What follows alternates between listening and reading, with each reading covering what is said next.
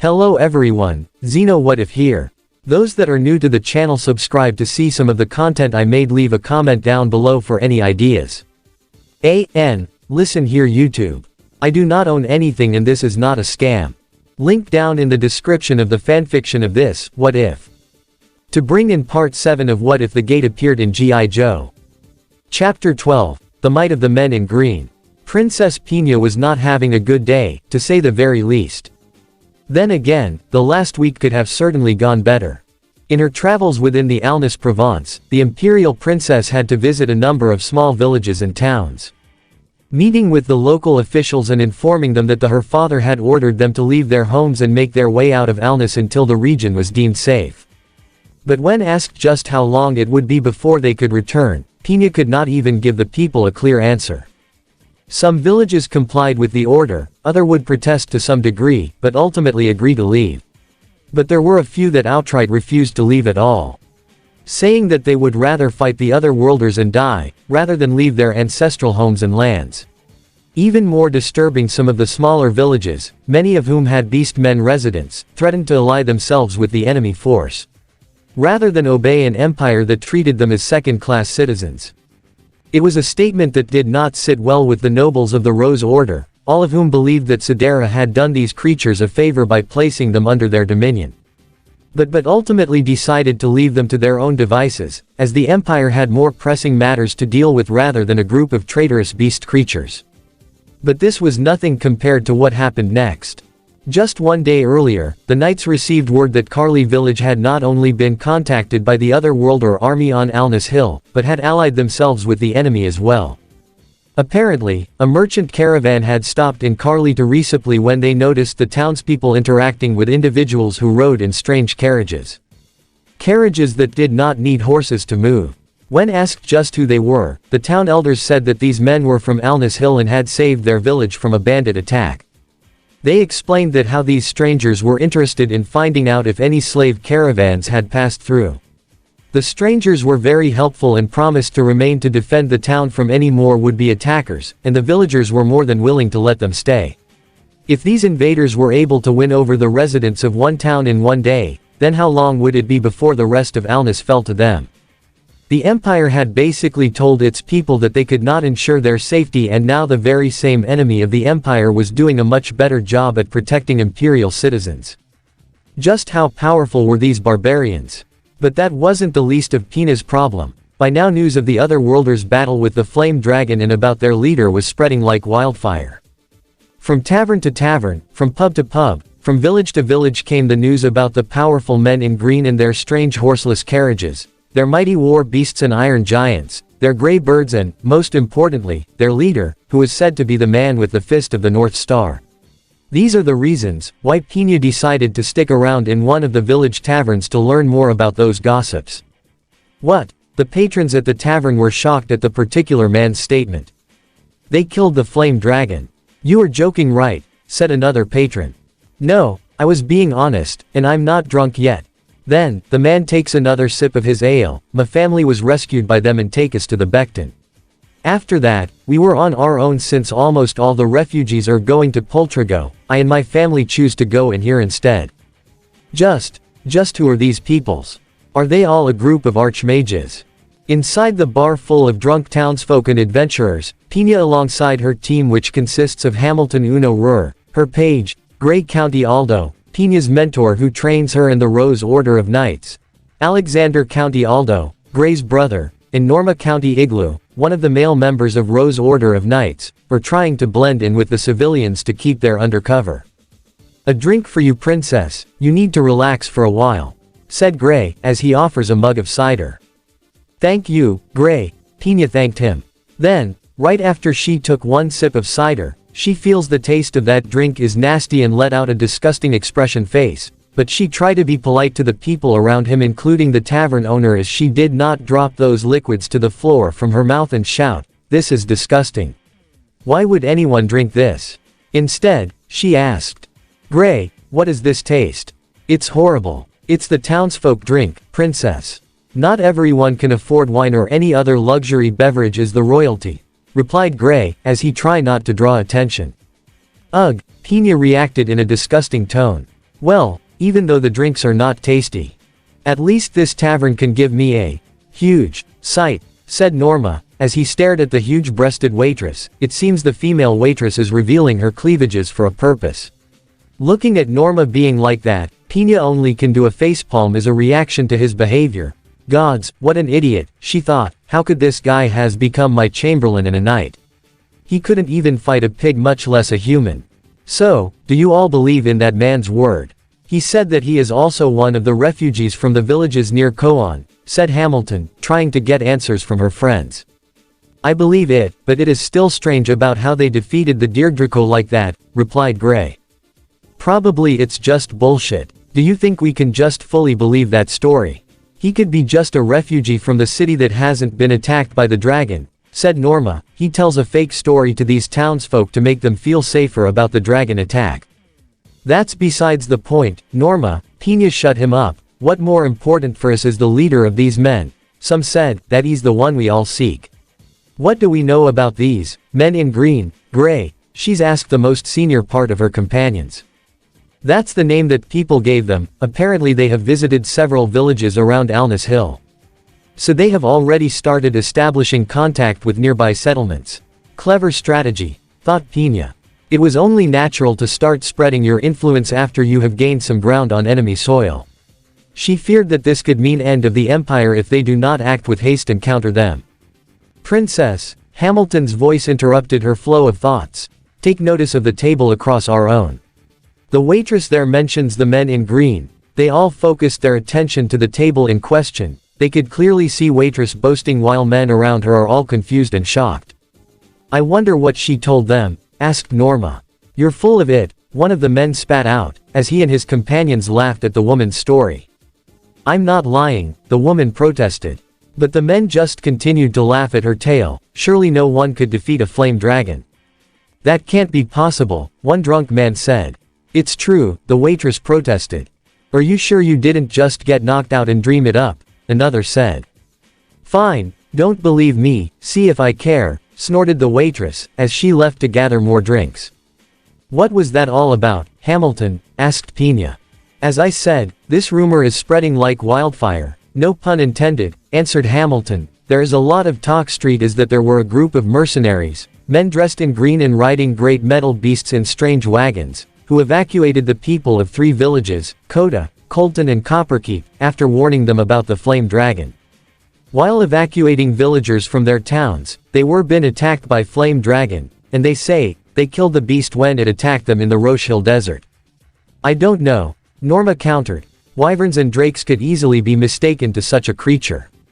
I know a flame dragon when I see one, mister, the waitress from before replied, as she brought the group a fresh refill, and I can say it was no wyvern. You've been drinking what you're serving. Laugh all you want, but I saw what I saw. Okay then. Hamilton told the woman. What can you tell us about the men in green? I'm not sure about the details. Well, maybe this will jog your memory, Hamilton said with a smile, as she presented a gold coin to the woman. A coin which she quickly snatched away. I think it's coming back to me, the waitress said with a smile. You are in for a most impressive story indeed. They came on the same day of the attack. They possessed magical weapon of impressive power. They helped us evacuate our village after warning us about the flame dragon. If one of us fell ill, the men in green nursed us back to health. If a wagon got stuck, they helped push it out. If we got sad, they kept us entertained by singing songs and even chatting with the children. Did they rob you or ask for a reward after they rescue you? Asked Norma. Surprisingly not. They do not ask for a reward, even one of their people said. The only reward we want is that you all safe and reach the exact destination.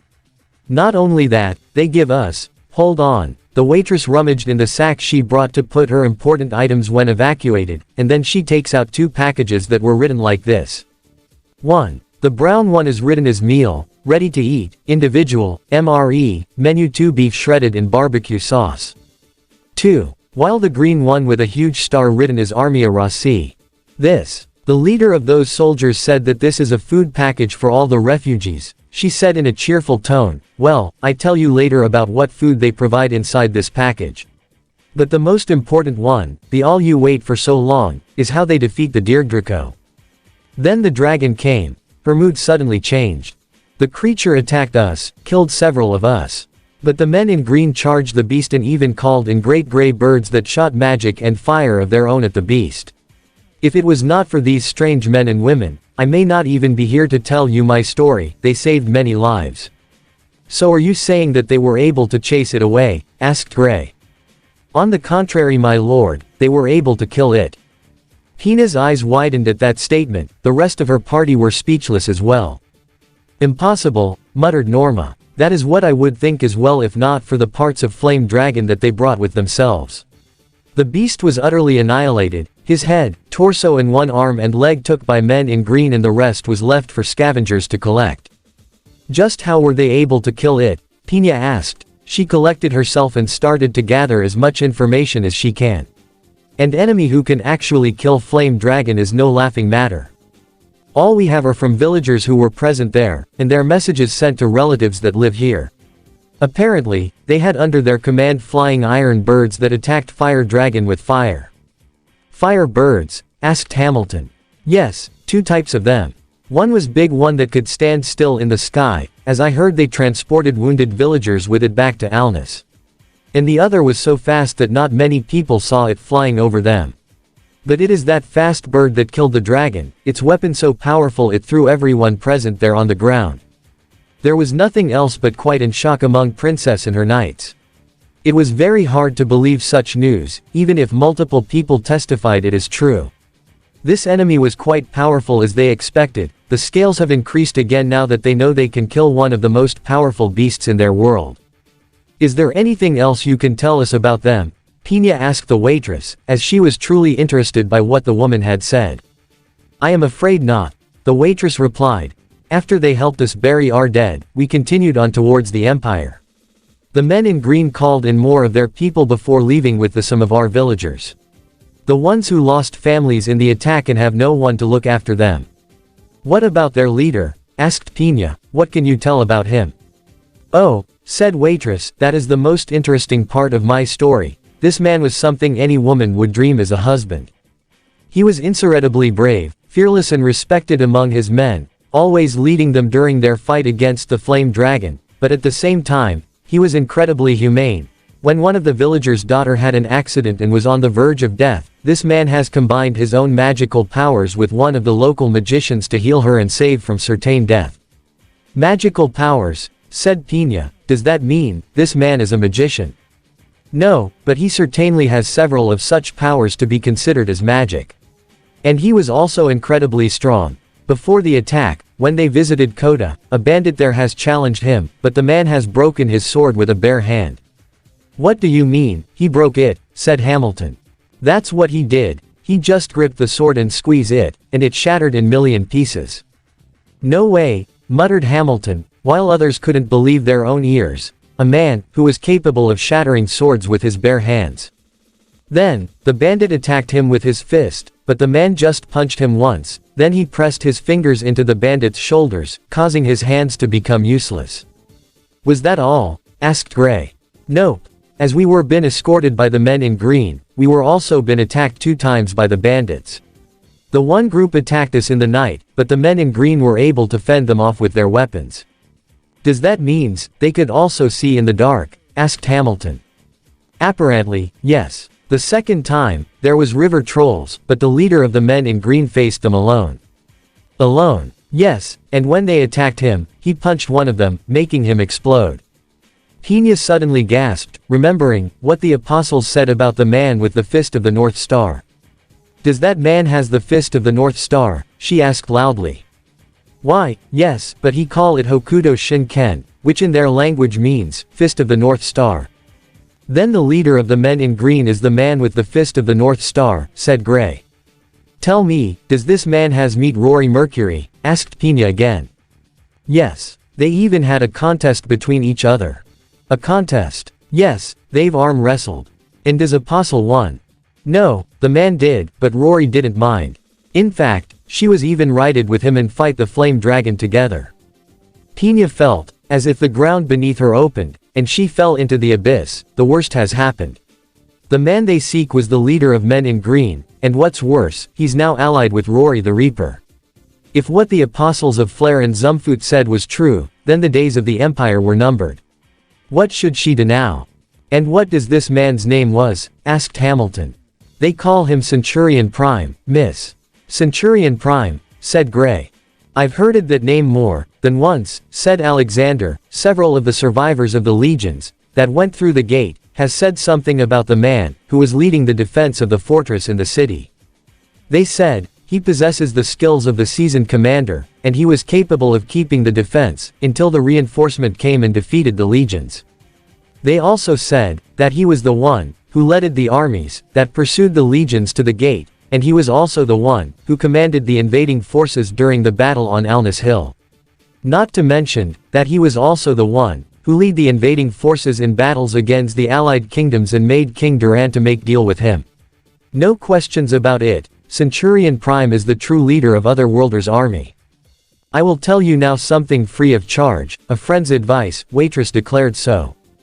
Advise? Pina asked. I can see that you are Imperial Knights and you are probably on a mission of gathering intelligence. These men in green are without a doubt very powerful foe, but they also seems to be honorable and chivalry.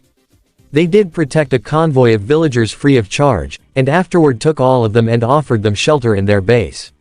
Word is that they built them a town to live in. So what are you suggesting? Asked Gray. Maybe you should try talking to them, forge some kind of truce and try to live with them in peace. If they are indeed good as everyone is praising them, I am sure they will accept your offer. The young waitress stood up and returned the borrowed chair to its table. In any case, I will get the drinks now. Thank you, my lords, once again, she said, and head over to the bartender. I still don't think she is telling the truth, stated Norma, as he watched the woman walk off. She's telling the truth, replied Pina. As a matter of fact, she has no reason to make up such a story, and she sounded too convincing to be making it all up. You can't honestly say that you believe her? Hamilton asked her leader friend. We are facing a new enemy that is nothing the Empire has ever faced in the past, the royal replied. Her gaze fixed on her drink resting before her. A lot of things have happened since the gate appeared. The loss of the 2 legions that went beyond the gate, the destruction of the Alnus garrisons, and the sudden retreat of the allied kingdoms. Now we hear that a flame dragon was been killed by this new enemy, and now our own citizens are thinking of siding with these invaders once they start to move further into our lands. Even our own legionnaire have abandoned the Empire and have become nothing more than common bandits to terrorize the people. What are you saying, Princess? Gray asked his young liege. Curious as to what she had said. I am saying, is that for the first time in our history, anything is possible, replied Pina. The tone in her voice hinting that the proud woman was more than a little worried about just what the future would hold. Suddenly, a drunk soldier in an Imperial Army uniform laughed at Pina's group. You think by learning from what you've heard, you can defeat those people? It's useless, they're just too powerful. Hey, think before you speak, you lowlife. Empire never loses a battle, and we will defeat this enemy until they become submissive to us, Norma shouted at that man in an Imperial Army uniform. Defeating them, then, the Imperial soldier laughs out loud at him. You're delusional, noble man, added the Imperial soldier as he mocked Norma, and a bold sarcasm tone when he said, noble. You, growled Norma. Stop right there, said Pina, I know that uniform. You are one of the Imperial soldiers, right? How can you talk like that? Why do you feel that the country you serve cannot win against these men in green? Listen, lady. I was one of the soldiers who were sent to the Alnus Hill couple of weeks ago. Do you think that fool emperor has given you the exact number for our casualties? Well, let me open your eyes, lady. 22nd Legion, a legion unit where do I placed, was been wiped out just in a few hours. Only I and other 142 soldiers who were still alive and decide to run away from that battle, said the deserter. 5,000 soldiers each legion. 22nd Legion, 289th Legion, 421st Legion, and 450th Legion were been annihilated just in one day. The day where we fight those unknown soldiers from the other side of the gate. 22nd Legion, 289th Legion, what happened to Legatus Sotellus and Legatus Capagonus? Norma asked as he remembers these legion leaders. They both dead. Obliterated by enemy's explosive magic, said the deserter again while taking one sip again. I saw it myself, both of them were perished beneath my own eyes. A few moments, they were leading us, and the next moment, boom, both were gone, leaving only their scattered body parts. If I didn't run away Ed from those other worlders, I would surely join them in Emroy's kingdom. Where are your friends now? Sked Hamilton. The deserter takes another sip again and then answered. They're gone, probably went to civilian life. Personally, I think I'll do the same. This war is lost, and we have nothing to fight for. The empire will fall, and there's nothing we could do about it. How dare you talk like that, you deserter, yelled Hamilton. I have held my anger for hours and you are still being pessimistic that empire can't win. That's enough, Hamilton, said Pina. But, your highness, he is a disgrace to imperial army. I said, that's enough, Hamilton, roared Pina. Do not forget that we don't have the authority here, and our mission does not include arresting such men.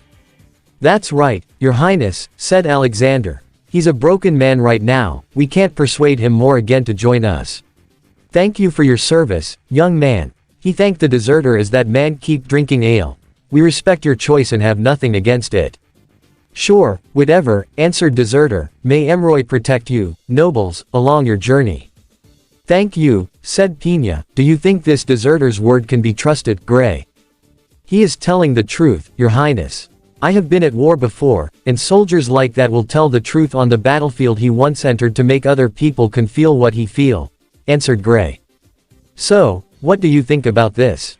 If they are that much powerful then we should indeed look for peaceful resolution of the conflict. Are you suggesting that empire surrenders, Gray? And you call yourself an imperial knight? Asked Norma. Norma, there is little option on the table when you face powerful enemy. Just see our enemies thus far, most of them were too weak to oppose us and they decided to reintegration into empire rather than to face annihilation. I would like for us to at least try to establish peaceful relations, if we are lucky and they will allow us to stay independent. A dire option indeed, Gray. But let us investigate a little more before deciding what to do next. Pina then looked toward Hamilton. We need to get going at once. Where are we heading? Asked Hamilton. We need to proceed to King Duran, said Pina. There are some questions I need to know, before we'll go to Alnus. Then, we need get to Idolica and meet with the Formal clan. I've heard it, there's been a great turmoil since the death of the Count Formal. My princess, need I remind you that the Formal clans may not be too happy with the idea of imperial forces on their lands.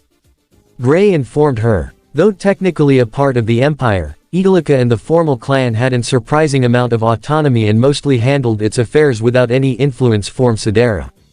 As a result, the residents there had an independent mindset and did not hold the empire in high regard. The only thing that kept them from breaking away from the empire was the imperial army.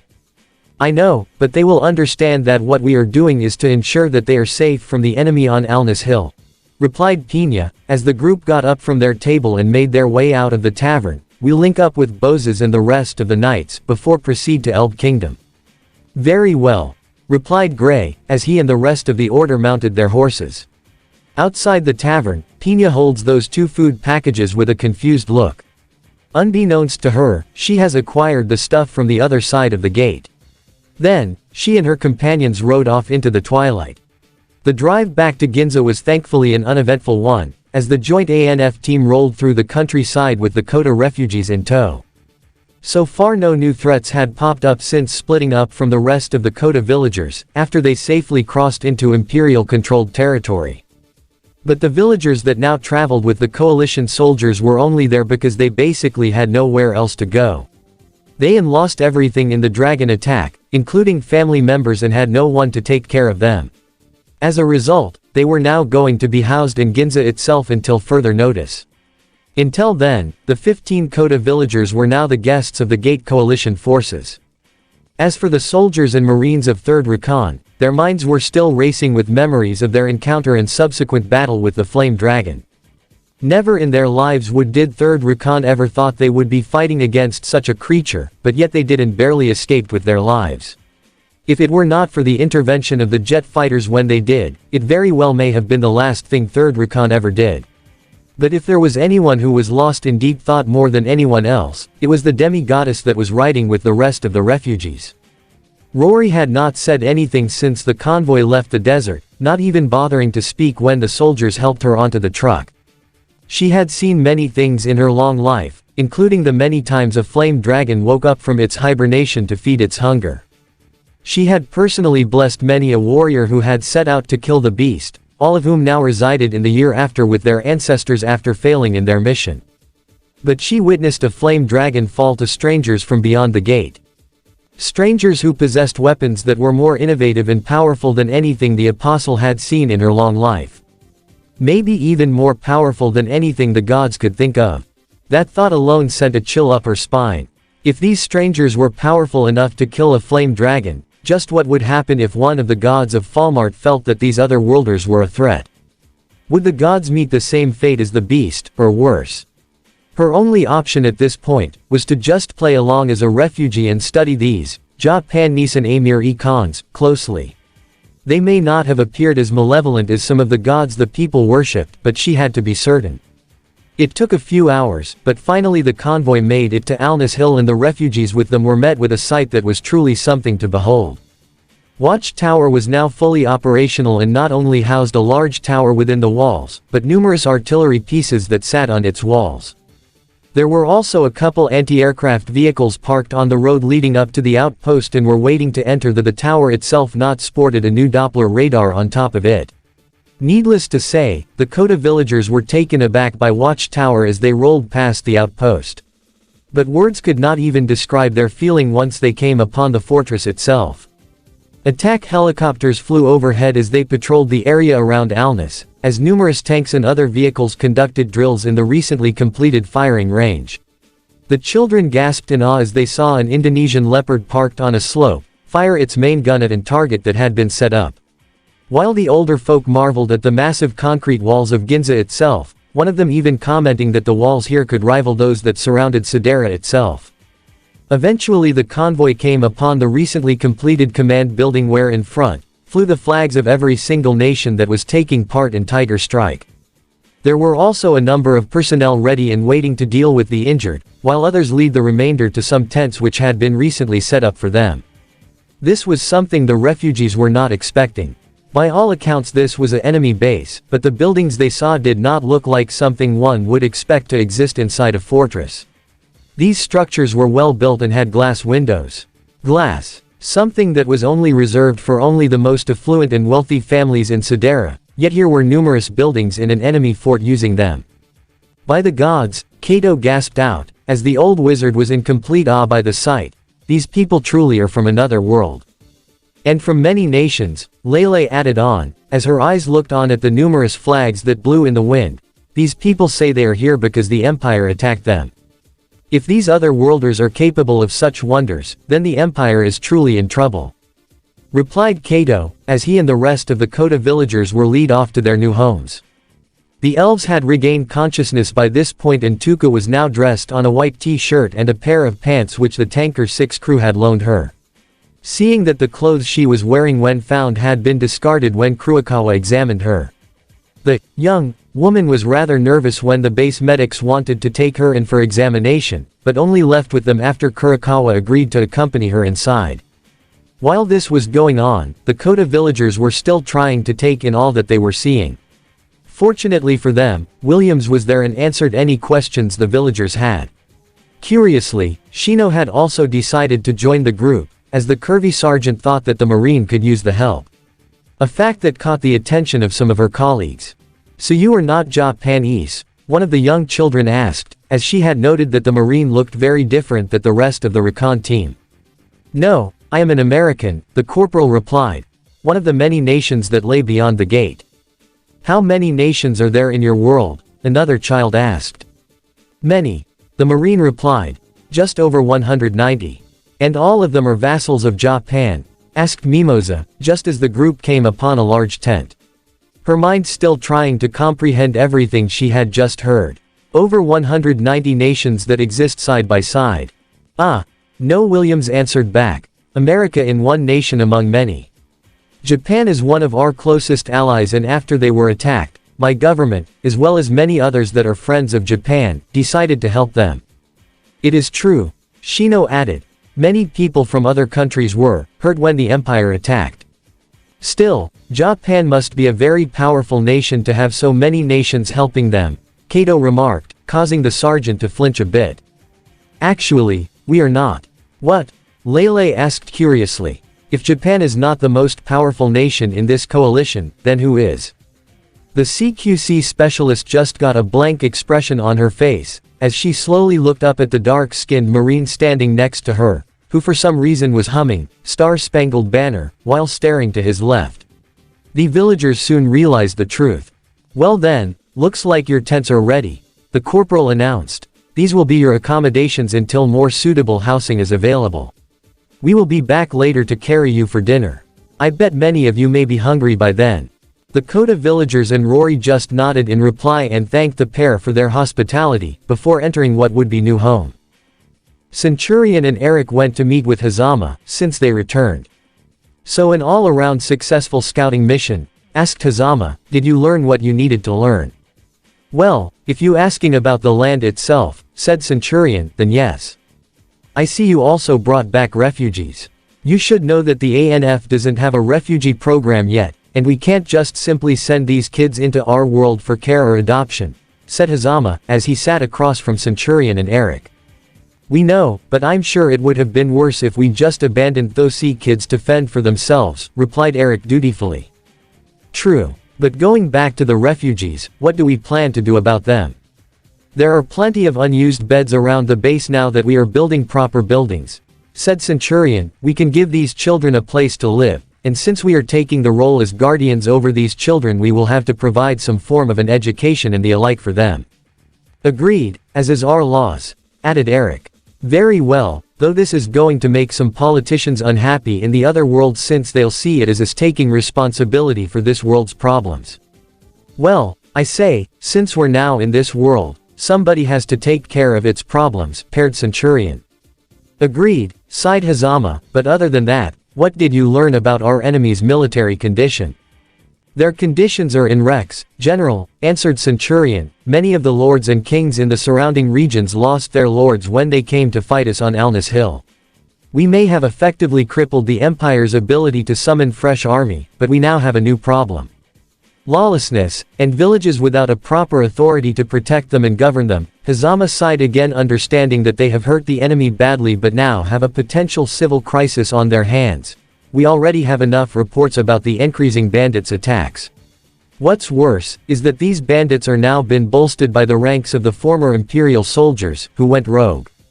I'm afraid, there's worse news, sir, said Centurion. During our meeting with the chiefs of the villages we've learned about a certain warlord named Callus Hoba, a former legate turned outlaw.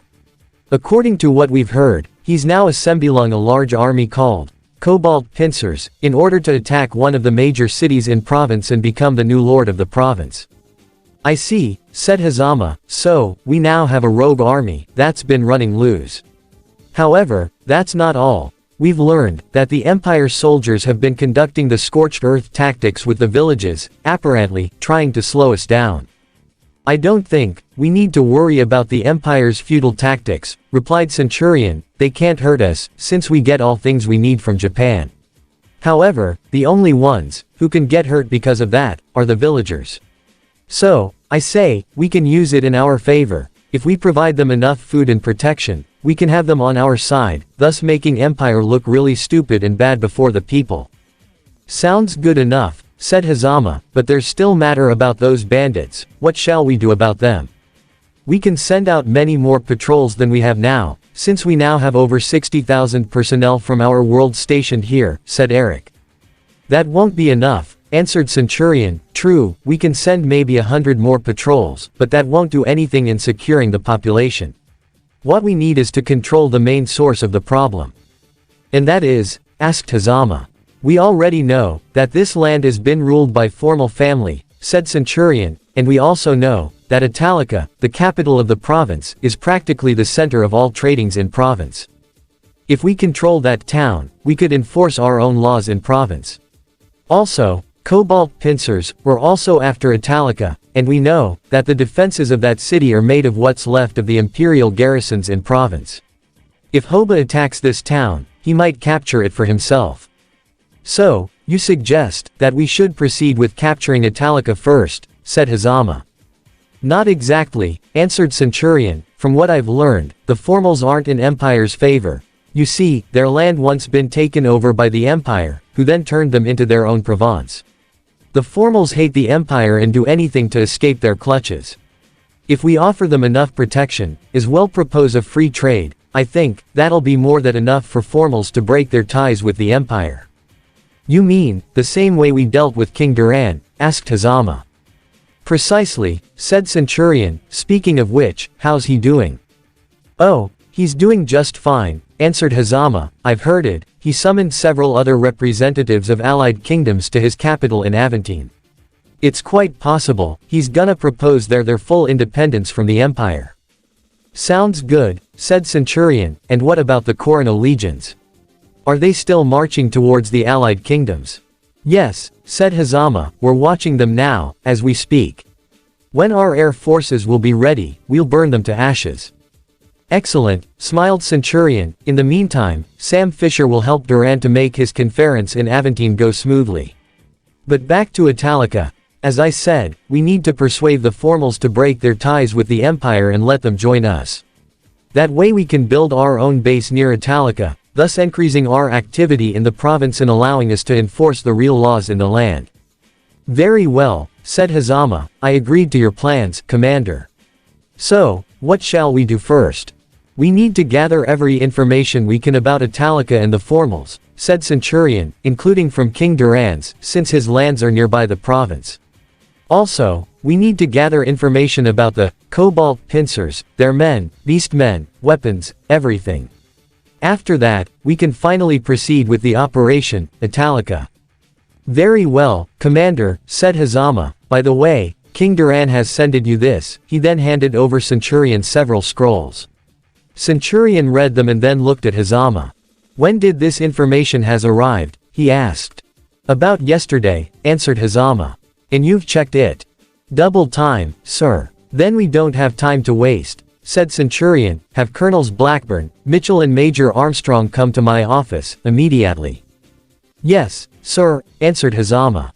What were you thinking? Major Higaki yelled at Atami. It's bad enough that we aren't finished building all the fortifications yet, now you give us more mouths to feed and beds to fill. That's enough, Major, said Centurion, entering Higaki's office. Atami didn't do this by himself, he acted on my orders. Higaki then grumbled as he wasn't able to scold his commanding officer here. Fine, just please don't bring us any more people to care for. If we have to bring more people, answered Centurion, it'll be because I order them to bring here. And furthermore, Major Higaki, last thing I need is a careless and stupid officer, who's not follows my orders. But, General, muttered Higaki. But, nothing, Centurion cut him off. One more tantrum like this, and you're not only gonna leave this army, you'll be also demoted to sub-private. Do I make myself loud and clear, Major? Higaki then nervously gulped. Yes, sir. Good, said Centurion. Atami, you get back to those refugees and help Taylor with their accommodations. Yes, sir, saluted Atami. You are dismissed, Gov. Lieutenant Governor. 3rd Recon was now responsible for the housing, clothing, and feeding of the refugees from Kota village and the Koan settlement. Kurikawa and Kuribayashi, go get some rations from the mess, Atami told them. Tomita, you and Kurata go over to supply and requisition tents. Taylor, go and talk to the construction battalion about arranging more permanent lodgings. I'll get started on the paperwork, Atami said in resignation. Right. I'll meet with the engineers after I go down to the hospital and check on the villagers that were medevac there, agreed Taylor. He wanted not only to check on the villagers but to get a doctor and nurse to give all the refugees full physicals. He also planned to drop by the marine mess and get rations there. After all, no need for them to be only exposed to Japanese food and culture. That reminds me, I need to drop by the PX. I need to pick up a portable DVD player. Hey, Atami. A very immaculate JSDF First Lieutenant addressed Atami. Yanagita, Atami acknowledged the other man. Come with me, Yanagita told Atami, casting a wary eye at Taylor for the briefest of moments. Taylor pretended not to notice. I'll see you after I've met with the Seabees, Atami. He turned and acknowledged Yanagita. Lieutenant, Taylor nodded and headed for the base hospital. Up on the roof, Yanagita was talking with Atami, Min and Eric. You guys full of shit. Look, Atami, there are a lot of resources here, vast amounts of habitual land around us, and there's not a trace of environmental pollution to speak of. And from what our geologists have found, we could shake the entire world's economy with what's here. And the only gateway to this world is right in the middle of Japan. The government doesn't know what to do with this treasure. So the Diet wants to know what exactly we're sitting on.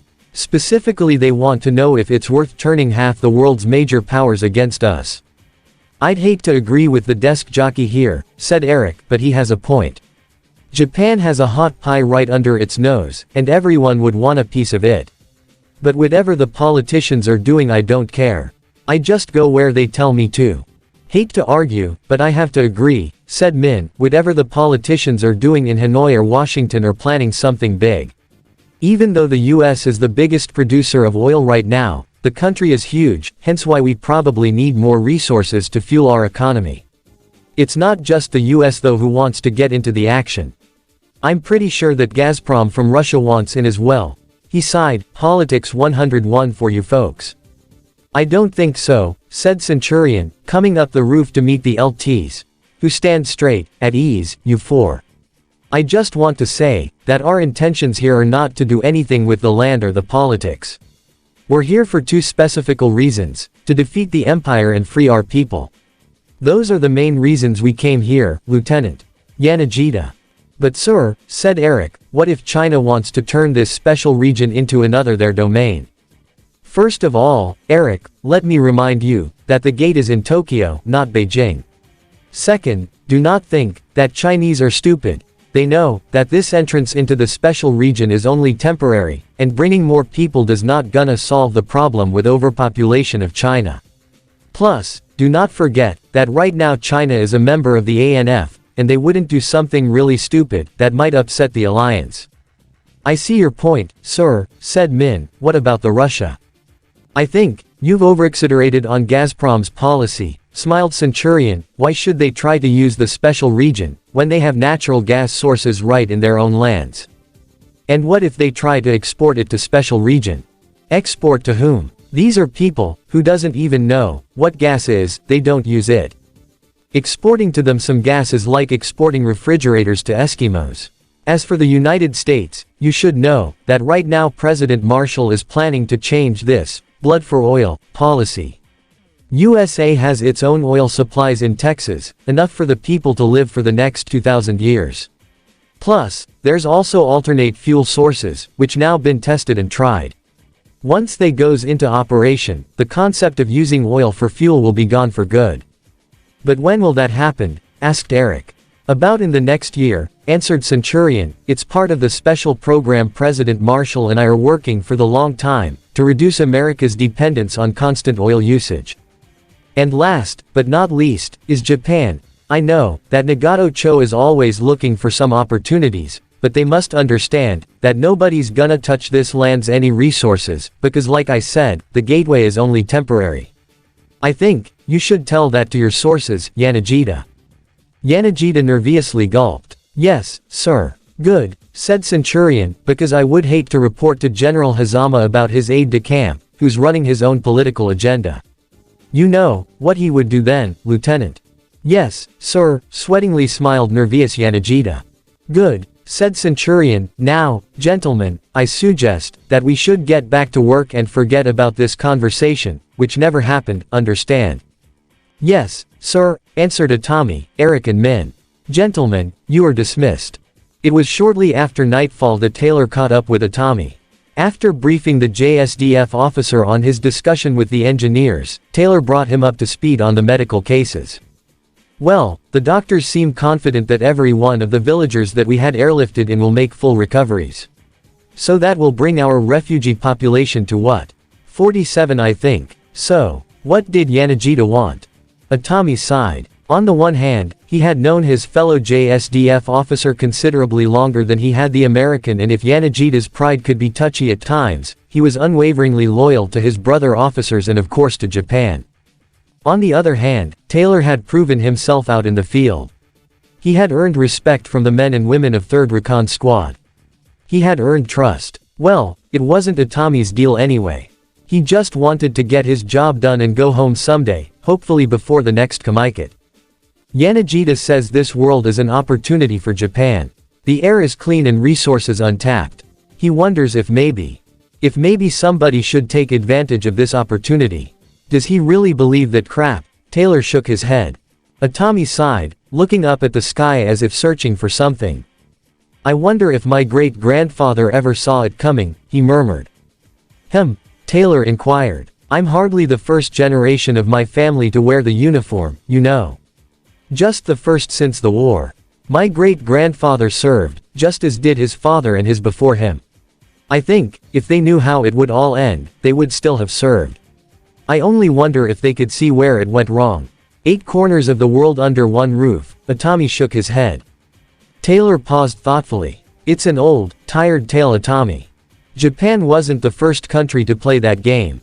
Manifest Destiny sounded like a pretty good idea to the pioneers. Just like it sounded like a good idea to someone to send an army through that gate to attack Tokyo because it was there, said Taylor with a sour tone. He then fixed his gaze on a particularly bright star in the sky.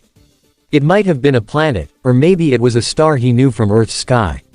It was fascinating to ponder. Maybe someday he would learn what the locals called it. But, ask the Cherokee, the Choctaw, the Sioux, the Crow, and the Cheyenne about what Manifest Destiny did for them. Ask Hawaiian if they ever miss the days when they were their own kingdom. Okinawa too. Agreed Atami, and the Philippines. He added with shame in his eyes. General Prime's right, Yanagita was wrong. This place isn't important for what it can do for Japan. It's important so we can prove we've learned not to do those things again. Taylor nodded. We're deciding the fate of a world that never asked us to. He closed his eyes. When it's all over, what will we leave behind? Hopefully more than just a McDonald's on the corner and a Toyota dealer on Main Street. The two men looked squarely at each other, a silent agreement confirmed. Well, the big calls will be made above our pay grades, said Taylor. Tomorrow, we'll do what we can for 47 people who need our help. Good night, Atami. Good night, Taylor. The prisoner exchange has been completed, said the warden of Kamchatka prison, Jorge Baranov. Yes, from Iwo Jima. He is one of the attackers on Ginza incident. The ANF official says that he is some kind of a military general, a real troublesome. Answer the guard who bring a new prisoner. Interesting. Where is he now? Jorge moved up from the chair and asked. He is on the prison cell F20, sir, replied the guard. Then, an email popped up from the warden's computer. The letter was sent from the chief of the general staff, General Vasiliev. The content of the email said that the prisoner who got exchanged to prison was an Empire general named Herm Fulmeo. He was also the one who ordered to kidnap the Japanese, American, German, and Russian civilians. Vasiliev requested Jorge to make Herm cooperative, so he can give them the information of Imperial military bases locations in Falmart and the main reason why he wants to abduct our people. I see, Jorge rubbed his chin. Bring him to the interrogation room, now. Oh, and also, take another guard again to accompany me. We'll enjoy making this bastard talk. Jorge then headed to the interrogation room by passing through the corridors. After waiting for 4 minutes inside the interrogation room, the 2 Russian guards placed the now tied up Herm to the chair, and then they stay behind him. Welcome to Russia, General Herm. I am Jorge Baranov, the warden of this prison, said Georgie in a calm and manner voice. Let's get straight to the point, General Herm, and don't play with me.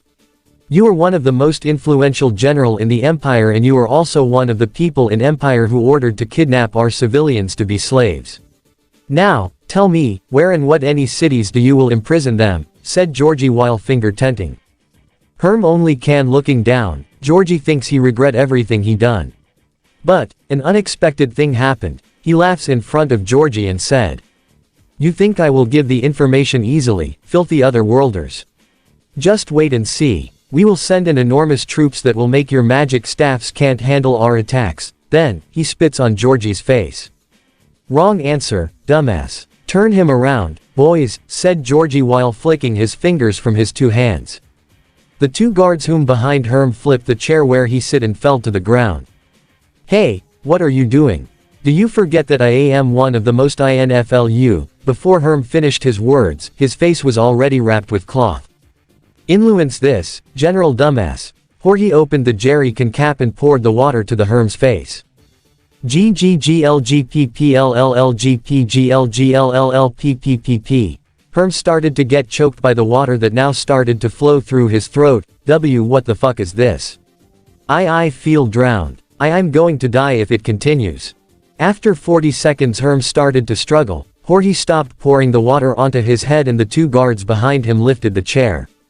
Are you ready to tell our citizens' whereabouts now, General? Said Jorge, leaning his head to Herm's face. Fine, I will tell you, replied Herm with an afraid tone.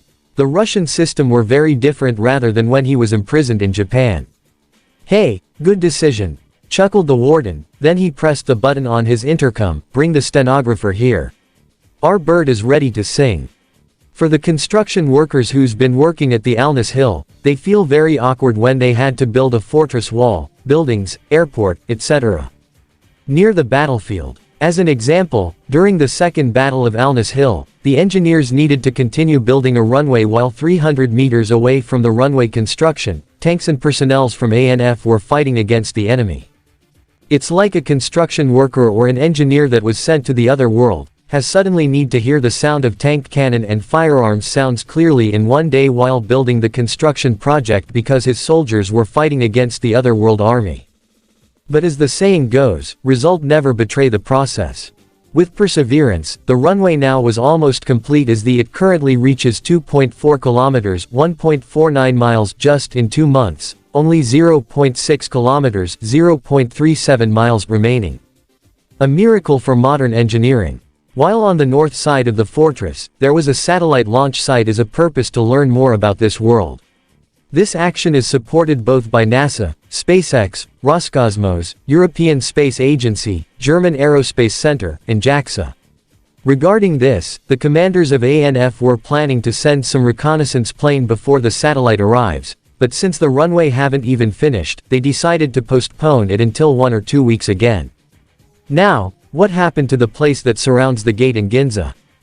Did they feel disturbed or annoyed knowing that the road they use for their daily activities are now full of military or construction vehicles that will be transported to the other side of the gate? Well, the answer is no. The logistics of the ANF was doing it very smoothly and thanks to Japan's traffic system, the traffic jam was avoided easily. Some of the construction worker or soldiers that has stepped to the other side of the gate feeling a strange, nostalgic, or distant memory about this place. Like, the surrounding scenery is an apt description of their fantasy bedtime stories or games. Not to mention, they also witnessing the extent of dragons. Not only that, the construction worker or soldier who has still their nerd persona were of course discussing and praising about how fantastical this world is. Not to mention, their culture and technology now will face this new world and they can't wait to see the reaction of the population in this world when they see what they have comparing to them. A thoughts that breeds vanity, but no matter how much anyone tried to prevent it, he always wants to see their reaction and hope for an answer like, "My God, look how advanced they are." The column of special group that consists of 2 JLTV, 1 Kamaz 63968 Typhoon, 1 ATF Dingo, 1 Type 96 APC, 1 Mitsubishi Type 73 light truck, 1 Ural 4320 and 1 LMTVM 1078 were heading to one of the Imperial Army base camps, according to the intel and acknowledgement from the townsfolk. The army camp in Kauhai was been commanded by a man named Drusus Cantaber. Their objective was to destroy the military structure of the Sateran Empire one by one and to find information about the whereabouts of the people who got abducted by them. The reason why they brought 2 utility trucks is to bring the prisoners of war back to their base or capturing a high-value target. In case bad things happen, the platoon also receives air support of 1 Ka 52 inches Gordy 1-5, and AH-1Z Viper, Delta Shark. This is Gordy 1-5, we will go checking the surrounding area with Delta Shark. Call us if you need air support, over, said Bajanov through the radio. Then, alongside Wiggins, the Marine pilot of AH-1Z Viper, they start to patrol the surrounding area to check another hostile The team on the ground parked their vehicles inside the forest near the army camp in order to not get discovered or seen by the Imperial soldiers. After that, Colonel Sutton and Skip led a 9-man squad and Delta team to infiltrate the base and eliminate all of the soldiers in there, as now the ANF High Commands order them to use the "take no prisoners" tactic for the other hostiles, but not their main target. Sutton and his squad start to crouch and walk towards the enemy army base camp so that the tower guards will not notice them. Then, when they have reaches the army base wall that is made of chunks of wood, Sutton requests sniper support. "Arakaki, do it," commands Sutton. "Roger that," replied Arakaki while holding his M24 sniper rifle from the distance. On the tower, there were 4 camp guards in a Roman-style uniform. 2 of it were still staying in their position, while the other 2 were talking each other. "Hey, have you heard about the rumor?" said Aspasius Bubo, one of the camp guards, in the Siderian language.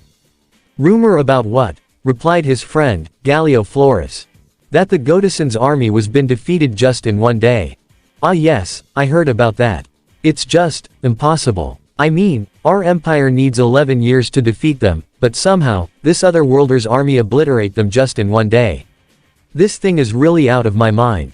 Not only that, I heard that 450th Legion, 421st Legion, 289th Legion, 22nd Legion, and 150th Cavalry with the help of some of our Wyvern Corps and legions from Arpale and Durazbiaka, were also defeated by this other worlders too.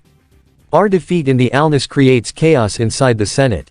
I also heard that one of our top commanders like Legatus Ledius and Legatus Orection were dead in that battle too." "Really? Damn it. Those other worlders will pay for all of this. Do not worry, my friend. We maybe always suffered high casualties in the recent wars, but we always wi." Before even Bubo finished his sentence, a 7.62mm bullet had already taken his life by going through his head. Arakaki has already killed the other 2 guards who guarding on the corner side of the wall, and now he did not need to worry to kill the other one. When Arakaki saw Gallio facing at him through the scope, even though Gallio actually didn't know that Arakaki is there, Arakaki pulled the trigger and successfully killed all guards on the west side of the army camp. "4 tangos down, you are clear to enter," said Arakaki to Sutton. "Roger that." Sutton swinged the grappling hook he brought and then thrown it until it was firmly stuck so they can climb it easily. After they climbed the wall and reach the top floor of the army camp, Sutton orders his companion, Herkenhoff, to starts to analyze how many enemy soldiers are inside this camp with his Black Hornet nano drone. Because of that, he takes out the drone that was meant by Sutton and starts to control it. As Herkenhoff controls the drone, Sutton and his squad begin to move. They started to walk down through the stairs and reach a wooden door that connects the top floor with either another room corridor or the open field where small tents were placed. When Sutton moves the door handle, he realized that this door is not locked. So, he opened it with his left hand while his right hand holds an M4A1 Sopmod. But he stops his action when he received a message from his radio. "Colonel, this is Staff Sergeant Herkenhoff. There are 301 enemies inside this camp right now, not counting the dead guards, and I have found the location of our target. He is inside the large tent in the middle of this camp field. Be careful, he is heavily guarded." "Roger that," said Sutton. "All right, people, follow me and don't let yourself get caught by those soldiers." As Sutton slowly opened the door, he started to kill 4 Imperial soldiers from behind with his M4A1 by aiming his gun right into the direction of their occipital bone as they walked to the opposite side of his position. 4 down. Let's move. Colonel Sutton, this is Delta Shark. We saw a movement coming from the east heading to your position. Possibly a messenger from the Imperial or either another commander, said CW2 Wiggins to Sutton as he looked at the enemy convoy movements through the thermal imaging camera. "Damn it," cursed Sutton, Arable, Bohm, and Hamada. "Help me to drag those Imperial soldier bodies to here before they come. Wiggins, give me the ETA of that enemy convoy." "ETA of the enemy convoy is 3 minutes. All right, we still have time to hide those bodies. Now come on, let's go." Sutton alongside Corporal Arable, Sergeant Bohm, and leading Private Hamada were heading to the bodies of 4 dead Imperial soldiers that Sutton had just killed and then carried those bodies to the top floor. After they put the bodies in the right place, Sutton make a new announcement at them. Change of plans, everyone, said Sutton after knowing that they probably couldn't go stealth anymore. Staff Sergeant Kutyakova, I want you to bring Sergeant Ortiz, leading Private Agawa, and leading Private Kanayama to go with you. Now your task is to ambush these peoples from the east side, wait until my signal. Got it. Got it, Colonel, replied Kutyakova. As Kutyakova, Ortiz, Agawa, and Kanayama climb down the wall and head to their position. Sutton alongside Arable, Bohm, and Hamada are stay at their position with Herkenhoff. Colonel Sutton, this is Captain Lang. My unit and I are already in the position. Waiting for your command. Good, Lieutenant. Stay in your position. We need to wait until we can identify what is inside this incoming convoy. Viscountess Seriota has been waiting so long to buy the slaves she wants. She remembers when the Empire has just brought some captive from the other world and made them a slave. Her sister, Marchioness Minutia, once tell her that she saw so many humans from other world that are so exotic, handsome, and beautiful when they were brought in here for the first time, even though she admitted that some of them are having standard, or filthy, faces. Seriota and Minutia comes from the Alberich family, one of the most influential noble house in the Arpale kingdom. If ranked from the strongest of all of the 9th noble houses in Arpale, Alberich is on the 5th rank. Seriota couldn't wait to buy it. She wondered if she will acquire slaves that have top quality rather than her sister's slaves. After her carriage entered the camp, one of her personal guards opens the door to let her out from her vehicle. Then, she walked up to Legate Cantaber and he greeted her. Viscountess Seriota, it is a pleasure to meet you in here, greeted Legatus Cantaber as he kneeling in front of her. Thank you for the greeting, Legate Cantaber. I am glad you survived from that horrible battle. I just can't imagine how many soldiers that has died in there, replied Seriota. Do not worry, Viscountess Seriota. Our soldiers died in honor. We just do a strategic withdrawal since those other worlder armies can repel our attack, we just need more time again so we can counterattack them again, said Cantaber as he, like other imperial legatus, still believe that they can win against the ANF, now. Your arrival in here must be to buy some of the slaves we captured, right? That was the words that Seriota has waited for so long. Well, of course, Legatus. Please don't tell me that your slaves are out of stock. No, we still have some of them, convinced Cantaber as he don't want to make Seriota disappointed. Soldiers. Bring them here, he snapped his fingers as a command. 16 soldiers come out from the main tent and 10 of them are lifting a cage that are made for prisoners or even slaves while the other 6 are dragging a line of another chained up slaves. Herkenhoff identified which people and creature that become their slaves. Inside the cage, he see one creature that is very rare to become a slave, a female hobbit. That female hobbit was together with another adult male hobbit, male dwarf, and a lizard woman. Meanwhile, he saw 6 human slaves, 2 male and 4 females, 2 elves, male and a female, and last was a cat-looking humanoid. Let me out of here, you ungrateful humans, said the female hobbit, trying to destroy the cage. Shush, you barbaric hobbit, said one of the imperial soldiers, knocking down the female ent with the wooden part of his spear until she is unconscious. But what the special group didn't expect is that when one of the female human slaves was screaming in a French language, the one who recognizes that it is the French language was Sutton himself.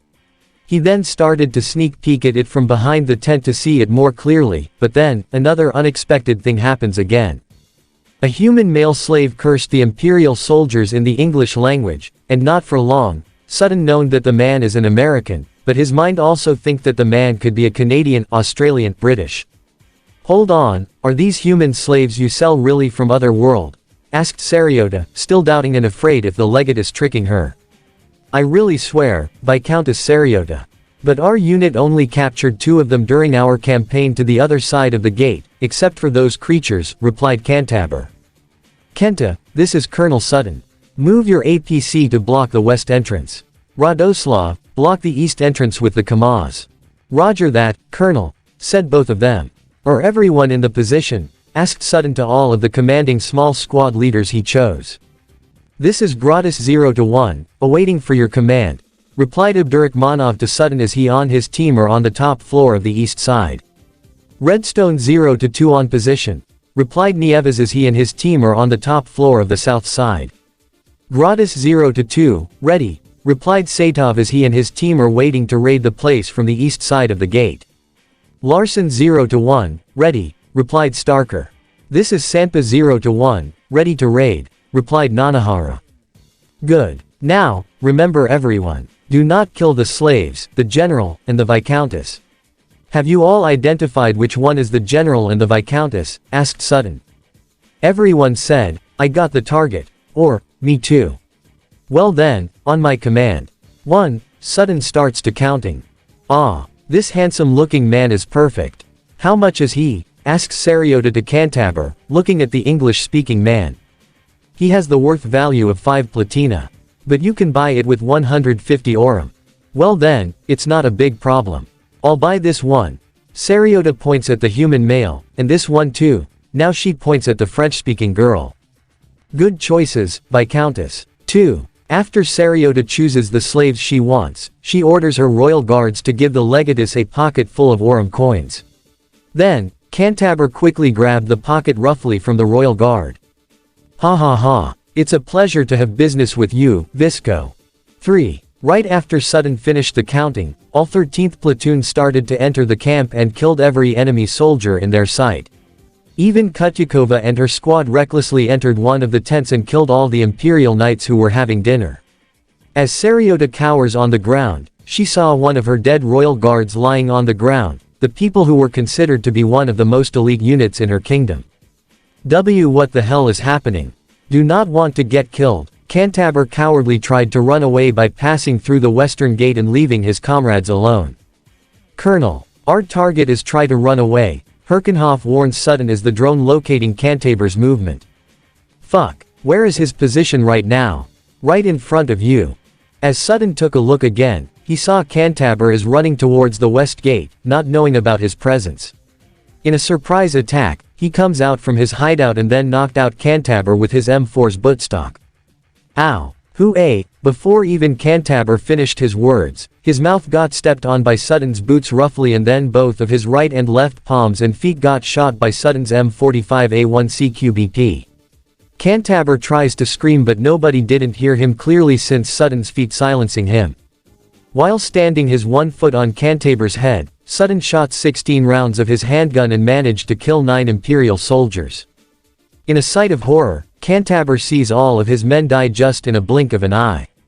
Then, he looks at Sutton again who wields that strange weapon. He thinks, will I die with this weapon too? The mixed feeling of fear and curiosity were flowing through his mind. Suddenly, all of his senses and eyes stopped working as he looked at the weapon barrel that now aimed exactly at his head by this strange man. A lot of tents are now piled up with the dead bodies of the Imperial soldiers as the 13th platoon enters every tent there to wipe out the enemies. Both Cantabur and Sutton could hear the sound of M4A1 Sopmod, M27 IAR, Benelli M4, AK-74M, Alaska 12, RPK-74M, as Val, Hoa Type 20, HK-416, and many more were glaring inside the camp. While Cantabur saw their men die quickly, Sutton only stares at the surroundings with a serious face as he scans with his eyes to search for any other enemies. Centurion Mamercus Novius alongside his men were heading to the camp from their outpost by foot right after they heard a mysterious sound from the sky. Because the moonlight was not enough for their lighting, some of the soldiers brought torches so they can see the road clearly. Then, Novius heard another strange sound that almost sounded like cannon but strangely repeated quickly, and worse from all of it was that those sounds come from the camp itself. Is Legate Cantabur and his men being raided? Said Novius. From the distance, Arakaki sees the movement of another enemy units coming from the west side through his scope. Colonel, this is Sergeant Arakaki.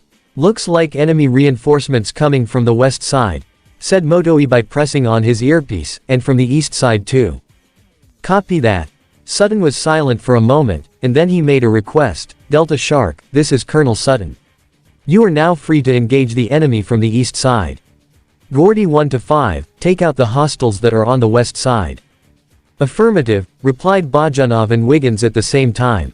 Right when Arakaki took off from the sniper sight, He saw it clearly when AH-1Z Viper bursts out their M197 electric cannon to the enemy soldiers without any hesitation, and the Ka-52 shots the enemy soldiers with 30mm Shapunov 2A42 and 1S8 rocket. Even though some of those Imperial soldiers can avoid the gunshots of the helicopter, they still got killed since the pilots are using a thermal camera to track their position. This is Delta Shark. Does anyone want roast beef on the outside? Just for y'all, said Wiggins, referring to the dead enemies outside the camp. Gordy 1-5 here, we also serve a sweet dessert, continue Bajanov. Back inside the camp, even though the special group were ruling the battle right now, but they knew that they aren't immortal, and sometimes, small things that are not according to plan will happen. As an example, when Kutyakova focused shoots the enemy in front of her, one of the Imperial soldiers successfully knocked her to the ground and started to stab her with his dagger. "Eat my dagger, you other worlders," said the Imperial soldier as he tried to stab Kutyakova right into her chest. Kutyakova quickly grabbed his hand to prevent it and then pulled out her NRS-2 knife as her counterattack. She successfully stabbed the enemy soldier right in his neck and pushed him to the left side. The enemy soldier started to gargle out drops of blood from his mouth and fell to the ground. Didn't want to give him any chance, Kutyakova immediately take out the knife from the enemy's neck and stabbed him again right through his skull and nose. Back at Sutton again, he heard the gunshots were now starting to become fewer. The special group has successfully taken out the hostiles in Trammel camp. Merci beaucoup, the French girl repeatedly says thanks to Sutton in tears. It's okay, you're safe with us, said Sutton, comforting her. We're lucky that both of the Empire's soldiers and their reinforcement in here are not cavalry units, Kolimbikov said while looking at the pile of Imperial soldier and Arpale Royal Guard corpses. You can say that again, Sutton replied Kolimbikov, then he looks at Kutyakova and her squad who bring the Imperial soldiers that were still alive. What's the meaning of this? The surrendered soldiers, Colonel, replied Kutyakova, we don't know what we must do to them. She then commanded the POW to kneel like Cantabur, who now gets tied up beside them. Colonel, we got the legatus documents here. Maybe there is something useful written in here, said Ortiz, as she was holding a chest and a piece of paper from inside of it. Good job, Sergeant. Put it inside the JLTV, replied Sutton at Ortiz.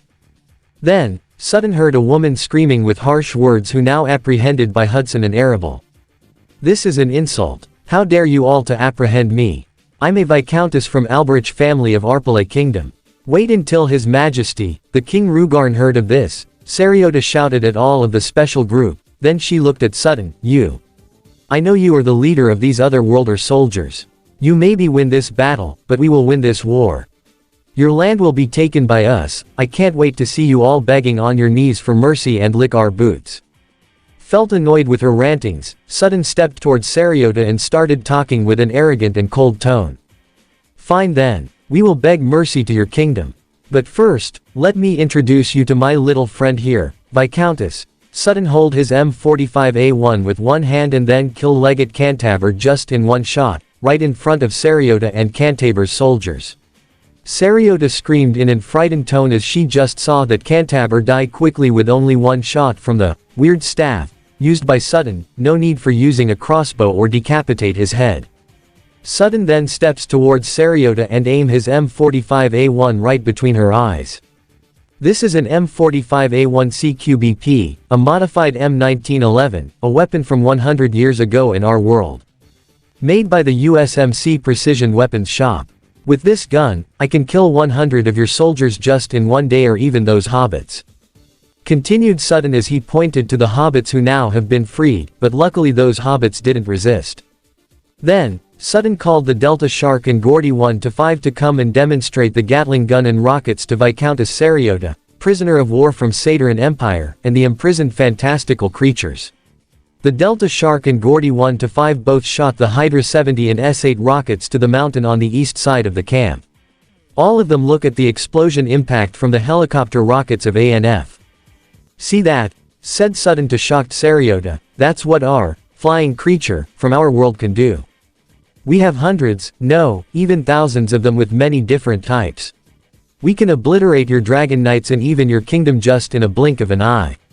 So, let me give you two questions, bitch. Will I be the one who begs to your king for forgiveness? Or it is actually your shitty royal family who will beg for forgiveness from us? And I think right now, the accurate option is the second one.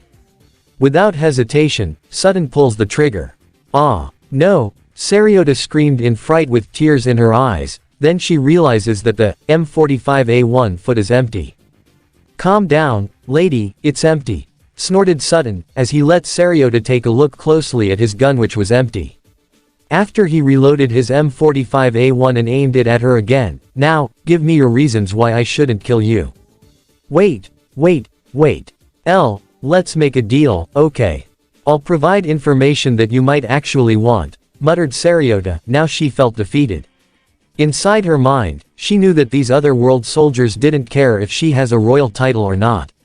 The thing that just happened right now makes her honor get ripped apart to pieces. And what is it? I can tell you about what noble houses are in the Arpalate kingdom and the members of Arpalate royal family. Not only that, my sister, have 2 slaves, from your world and probably there's still another in my kingdom, said Seriota, haltingly. I think we have a deal then, Viscountess. Then, Hudson approaches Sutton.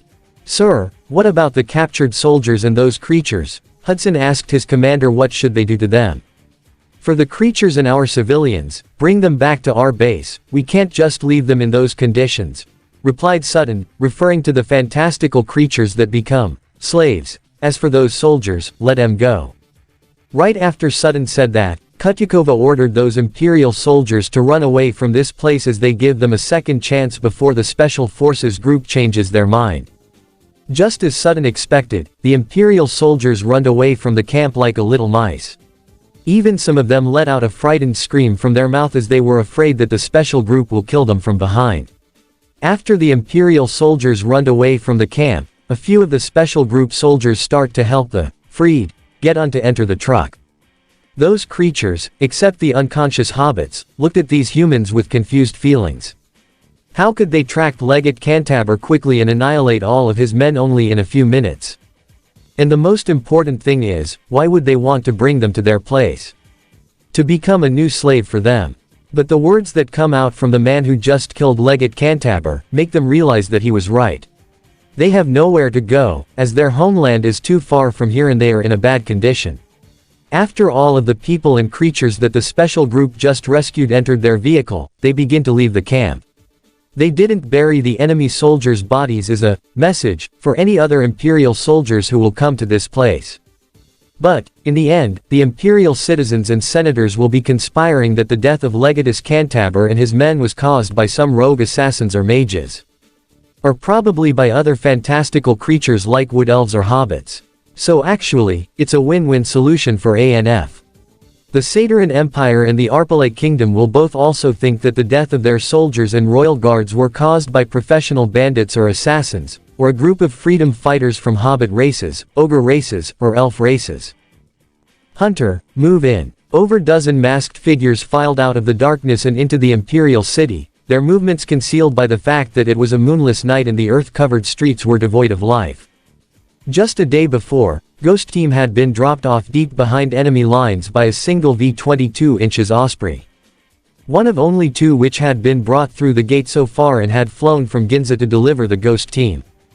After being dropped off, the Ghost Team marched through the forest for hours before they came upon a man-made canal that flowed out of the city and linked up to a nearby river.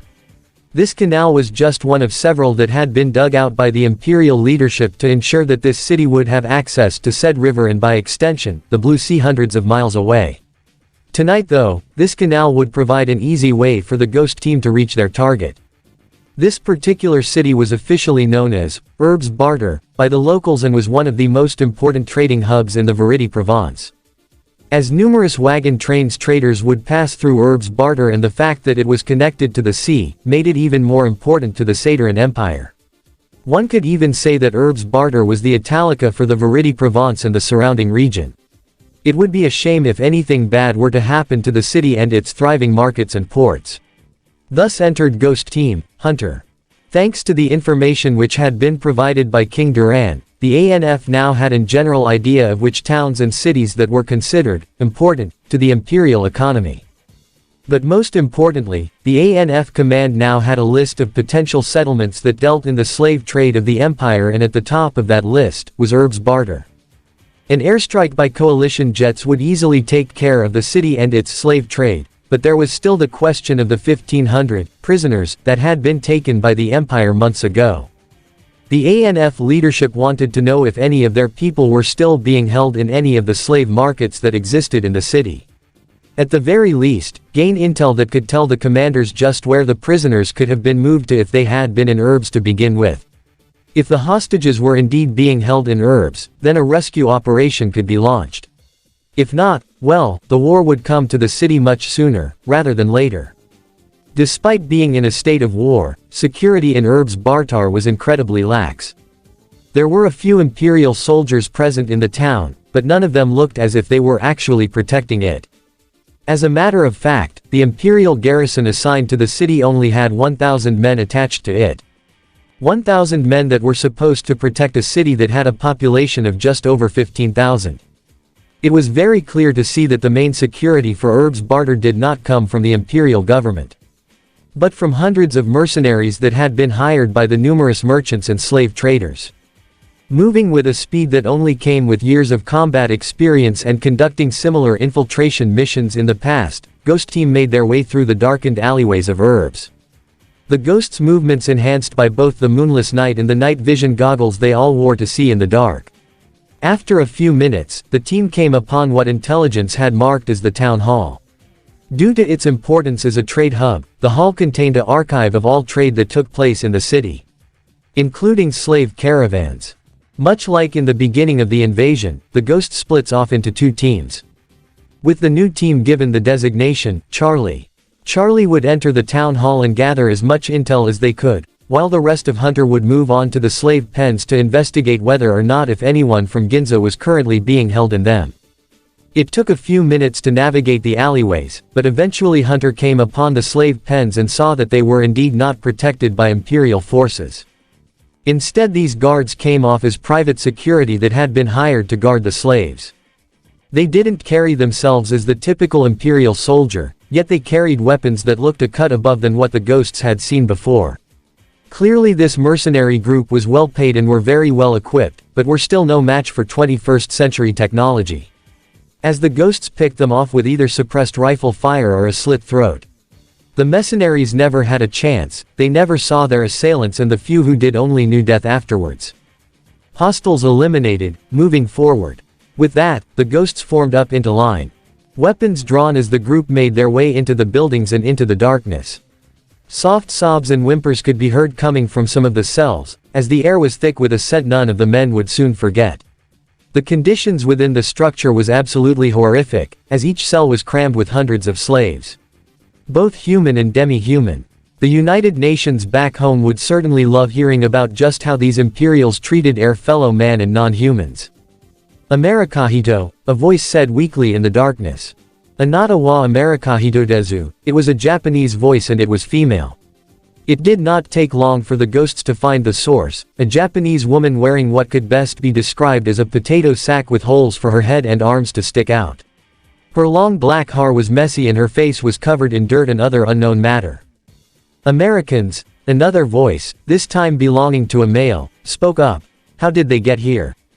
One of the Ghosts just motioned for them to keep their voices down, as several more slaves came forward to see if it was really true that there were in fact Americans here to rescue them. Captain Ferguson, U.S. Army. The commander of the Ghost team introduced himself, as he knelt down to speak with one of the captives. What's your name? Clark Anderson. The male from before replied, almost in complete awe at the fact that army men were now here to rescue him, and this is my girlfriend, Kira. Tell me, how long has it been? 4 weeks. The Ghost replied. Are there any more of you in here from Ginza? About 24 more, replied Clark, as he helped his now crying girlfriend from off the floor. There were more, but they were taken yesterday. Watashi no Imoto o Fukumu, Kira said sadly, as she got up from her position. Please find her. We'll do what we can, replied Ferguson, as he and his men began to help the Ginza hostages out from their cells. After this, the ghosts then began to release the remaining slaves from their cages. Some of them not being more than 15 years of age, the vast majority of which were female. A fact which made the ghosts sick, as they could guess as to why so many young girls were being offered as slaves. In total, the ghosts had rescued just under 300 slaves, including 22 that were taken from Ginza. It was not a major find, but the fact they were able to find some of the hostages would certainly give the folks back home hope that their loved ones were still alive and the coalition was doing everything it could to bring them back home. But now came a new problem, just how they were going to evacuate 300 people from an imperial city hundreds of miles behind enemy lines. The truth was, the ghosts would not be evacuating them. But that did not mean they were not prepared. Ghost lead to Father Goose, Ferguson spoke into his radio. Father Goose here, a voice replied over the comm system. Have located some hostages and rescued a number of slaves in process, replied the ghost, request immediate extraction at evac site. I say again, we have found some of our people. Understood, Hunter, the Indian commander replied, Father Goose out. Alright, we're moving out, Ferguson ordered the freed slaves. We are going to get you all out of here, but we are going to need all of you follow my orders. Is that understood? There were many nods of agreement from the former slaves. Many of them not understanding what this man had said, but knowing that these strangers were in fact here to save them. Forming into 3 lines, the ex-slaves slowly filed their way out of the pens and into the city itself. The ghosts providing cover, as they move ahead of the 3 columns to ensure that the way was clear.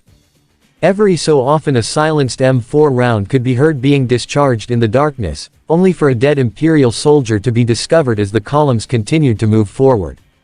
It felt like an eternity, but eventually the 2 group made it beyond the city walls and into the thick forest that gave the region its name.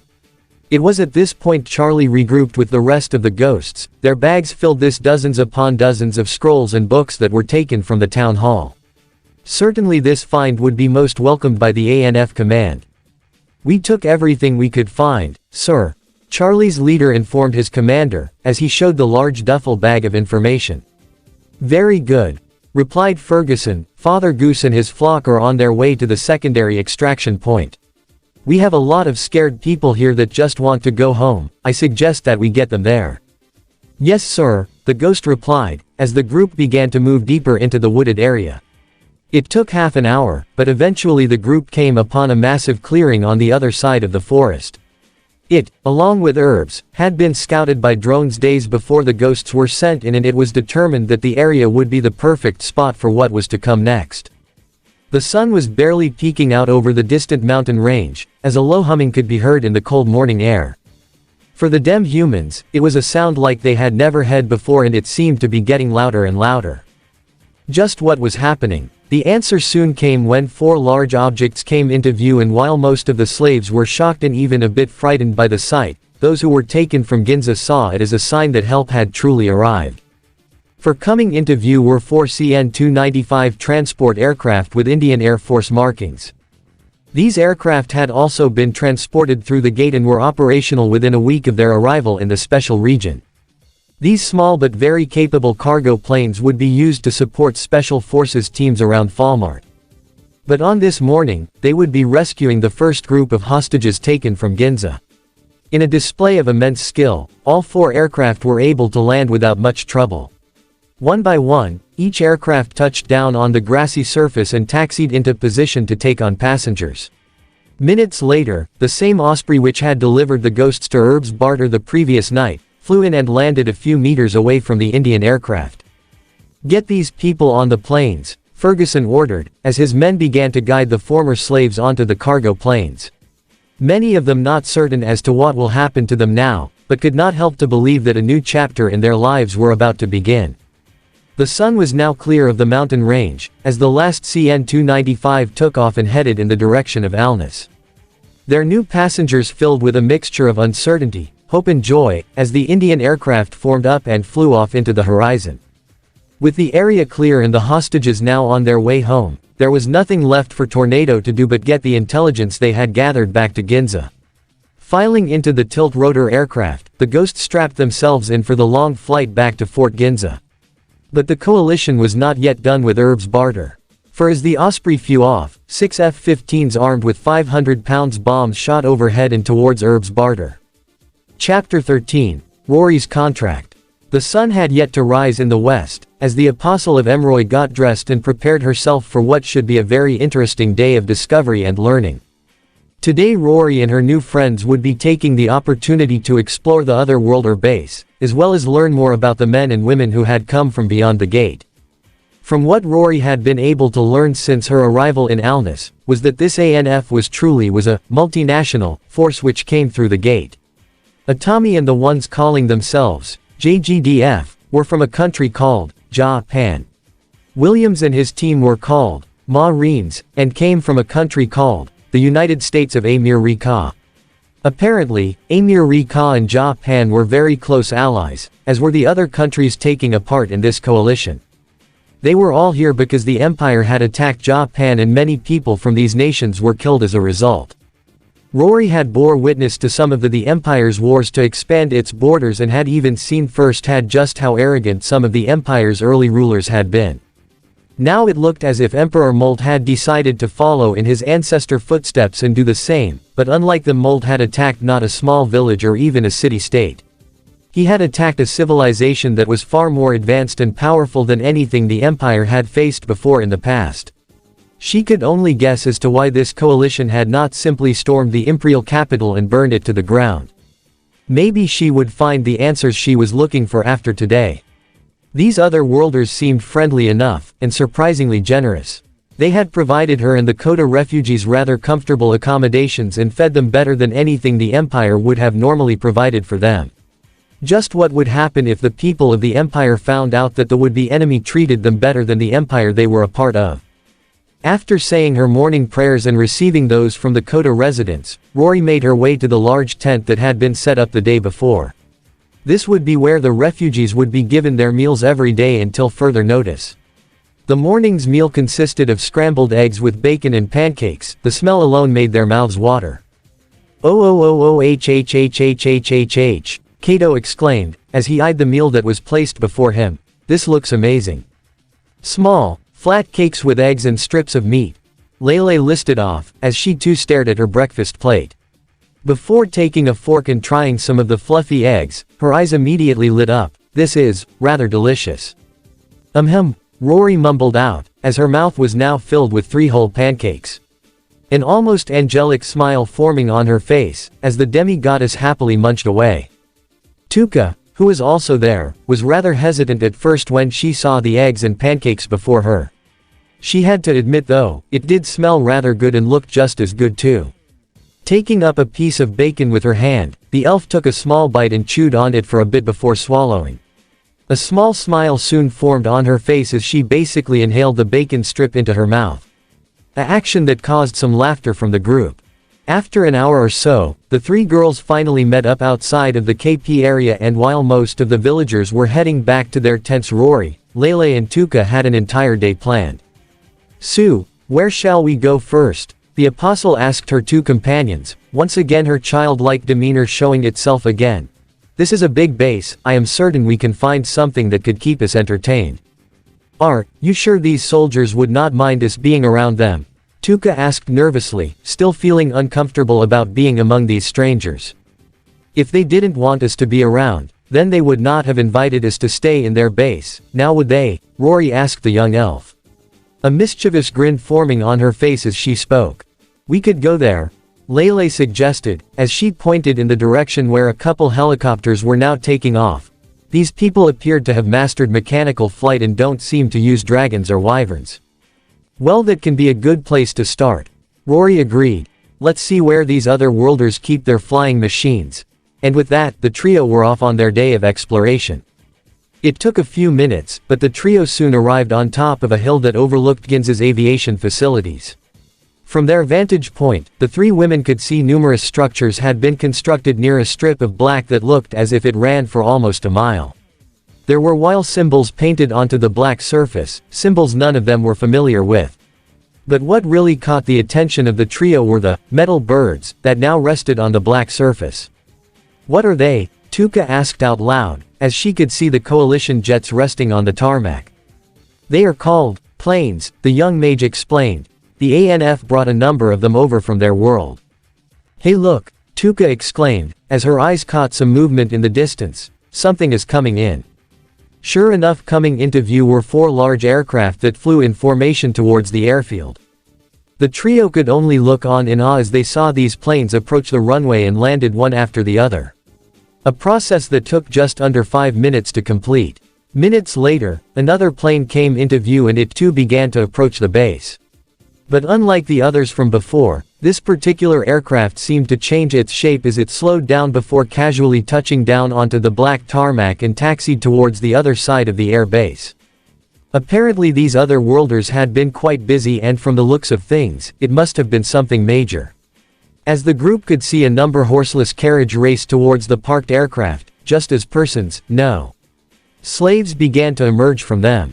Slaves. The other worlders would commit such assets to free slaves. Why? Rory would have loved nothing more than to go down there and see firsthand as to just what was going on. Then they saw Centurion with the group of officers. He's been giving some commands and helping the slaves to get off from the planes. Several of the female slaves were rushing to him, embracing him and crying over his shoulder, while he patted their backs. Other male slaves were shaking his hand, saying their thanks for liberating them. Then several more planes landed, and from them came familiar figures, Ferguson and his ghosts. They stepped before Centurion and Colonel Mitchell and saluted, who returned it. Rory came closer with the other girls. Several slaves, mostly demi-humans, noticed her. Several of them started to praying to her, as if thanking her, and she patted on their heads, blessing them. Rory, asked Centurion, what are you doing here? Oh, I just saw these metal birds coming in, answered Apostle, and thought I could come. By the way, who are these people? Slaves we've liberated from the Empire's captivity, answered Centurion. Several of them are from our world, been captured at Ginza. So, they all Japanese? No, several of them were tourists, but they've been captived. They're one of the main reason we came here. I see. So, what are you gonna do to them? First, they need some medical attention. Then those, who's from Ginza, will be sended back to Japan. As for the rest of the slaves, well, I think, we can have them placed in our refugee camp as free citizens. But that's not the story for you, Rory-chan. You and the rest of the girls better go, we'll catch up with you later. Fine, said Apostle, let's go, girls, and with they left the airfield. Meanwhile, back at the airfield, the 22 hostages that had been rescued from Herb's barter were loaded up into a mixture of ambulances and cargo trucks. Many of them still unable to believe that they were finally safe and would be going home. The last 4 weeks had been nothing but hell, as they were subjected to harsh conditions and horrors that were beyond imagination. Families were split up, and there was a general feeling that help would never come for them. But thankfully they were wrong. The world had not forgotten them and had sent their best to bring them back home. The rescued hostages were now in a military base and would soon be given proper treatment for the horrors they suffered while in captivity. But while the physical scars would heal, the mental scars that were left would take much more time to heal, if ever. While the 22 former hostages were loaded into numerous ambulances and trucks, the newly liberated slaves were led over to some hangars that were now being hastily converted into medical facilities. Many of the former slaves were clearly malnourished and bore marks of violence. Most disturbingly, many of them were female that looked no older than 15 years of age. They were all afraid and still rather hesitant to fully trust the coalition soldiers and doctors, but that air of distrust was cleared when they were given warm blankets and, most importantly, a warm meal in the form of chicken soup. It would take time for the liberated slaves to fully realize they were now safe, but this gesture on the part of the ANF forces was a small step in the right direction. Looks like the bombing run was a success, Colonel Gibbs commented with a smile, as he and the rest of the ANF leadership reviewed the images that were now being displayed in the monitors before them. After the rescue of the hostages from Herb's barter, elements of VMF 214 conducted an air raid on the slaver city. The laser-guided bombs which had been fitted for this mission found their targets with ease. The now empty slave pens, docks, canals and other important buildings were hit hard in the air attack. An attack which had achieved the desired results, as the live feed from the drone transmitted video that showed thousands of people now leaving the bombed city. There was no doubt in anyone's mind there, that the imperial citizens of Urbs Bartar were in full panic mode and were now fleeing for their lives. The Empire certainly isn't gonna like it when they find out we can hit them on their own turf so easily. General Respati added on, as he observed the massive pillars of smoke rising from the once proud city. But on another note, the Duran's information has proved reliable. Hopefully, we can use it to silence some of the critics back home. Bejewel replied, those blasted liberals have been causing a big stink since the gate appeared. Don't remind us. General Keating groaned out. The dust had not yet begun to die down when several right-defending organizations began to make demands to the United Nations in regards to the gate. They demanded that the operations on the other side of the gate should be seized, and a peace negotiations should immediately begin with Sedera. This proposal was been supported by Japanese nationalists, who claimed that the appearance of the gate was been part of the grand scheme committed by foreigners in order to colonize Japan, and NATO officials, who wanted to take control of the gate operations. But in a vote, it was decided that Japan would ultimately go ahead with its plan and requested assistance from its allies for the operation. Needless to say, liberals, NATO and nationalists were not too happy with this arrangement and vocally criticized ANF by every chance they got. When news of the Kota, Colton and Copperkeep villagers and the dragon attack made its way to the other side of the gate, the liberals saw it as an opportunity to push their agenda once again and had successfully motioned for a special hearing to held by UN Special Committee in Japan a few days later. It was very clear to everyone there as to why NATO and other haters of the ANF were doing what they doing, now that the ANF had to worry about their operation coming under the control of a NATO-controlled task force. Hopefully with this recent operation, we can silence that dragon like we did the other one, Manjul said with a smile, which caused the officers to chuckle a bit. Speaking of which, you have all read my proposal for our next target of interest, replied Centurion, as the images on the monitors soon changed to that of another large city. From the maps and information given to us by Duran, this city is named Italica, and from what was said, the leadership does not hold Sedera in high regard. I've read the reports. On stated, as he read the brief which had been handed out by this point. Apparently, they are one of a few places in the empire that does not allow slavery. I found that hard to believe as well, replied Gibbs, but apparently Italica is a special case. It says here that the city has a special title in the empire and the family that runs the place more or less govern themselves. As long as they continue to pay tribute to the empire that is. Respati added on, as he read the file in his hands. It also says here that since Italica is the only major city in the Provence, it has become a major hub for trade and a major source of revenue for the empire. If we can get Italica on our side, it would be an even bigger blow to the imperial economy than what we did to that slaver town, explained Hazama. Then I strongly advise that we do this diplomatically, replied Gibbs. Having an enemy city peacefully join our side would make for great PR back home. Show the folk that we are truly committed to ending this with as little bloodshed as possible. Plus, we could use the city as a forward operations base to conduct more missions into the continent.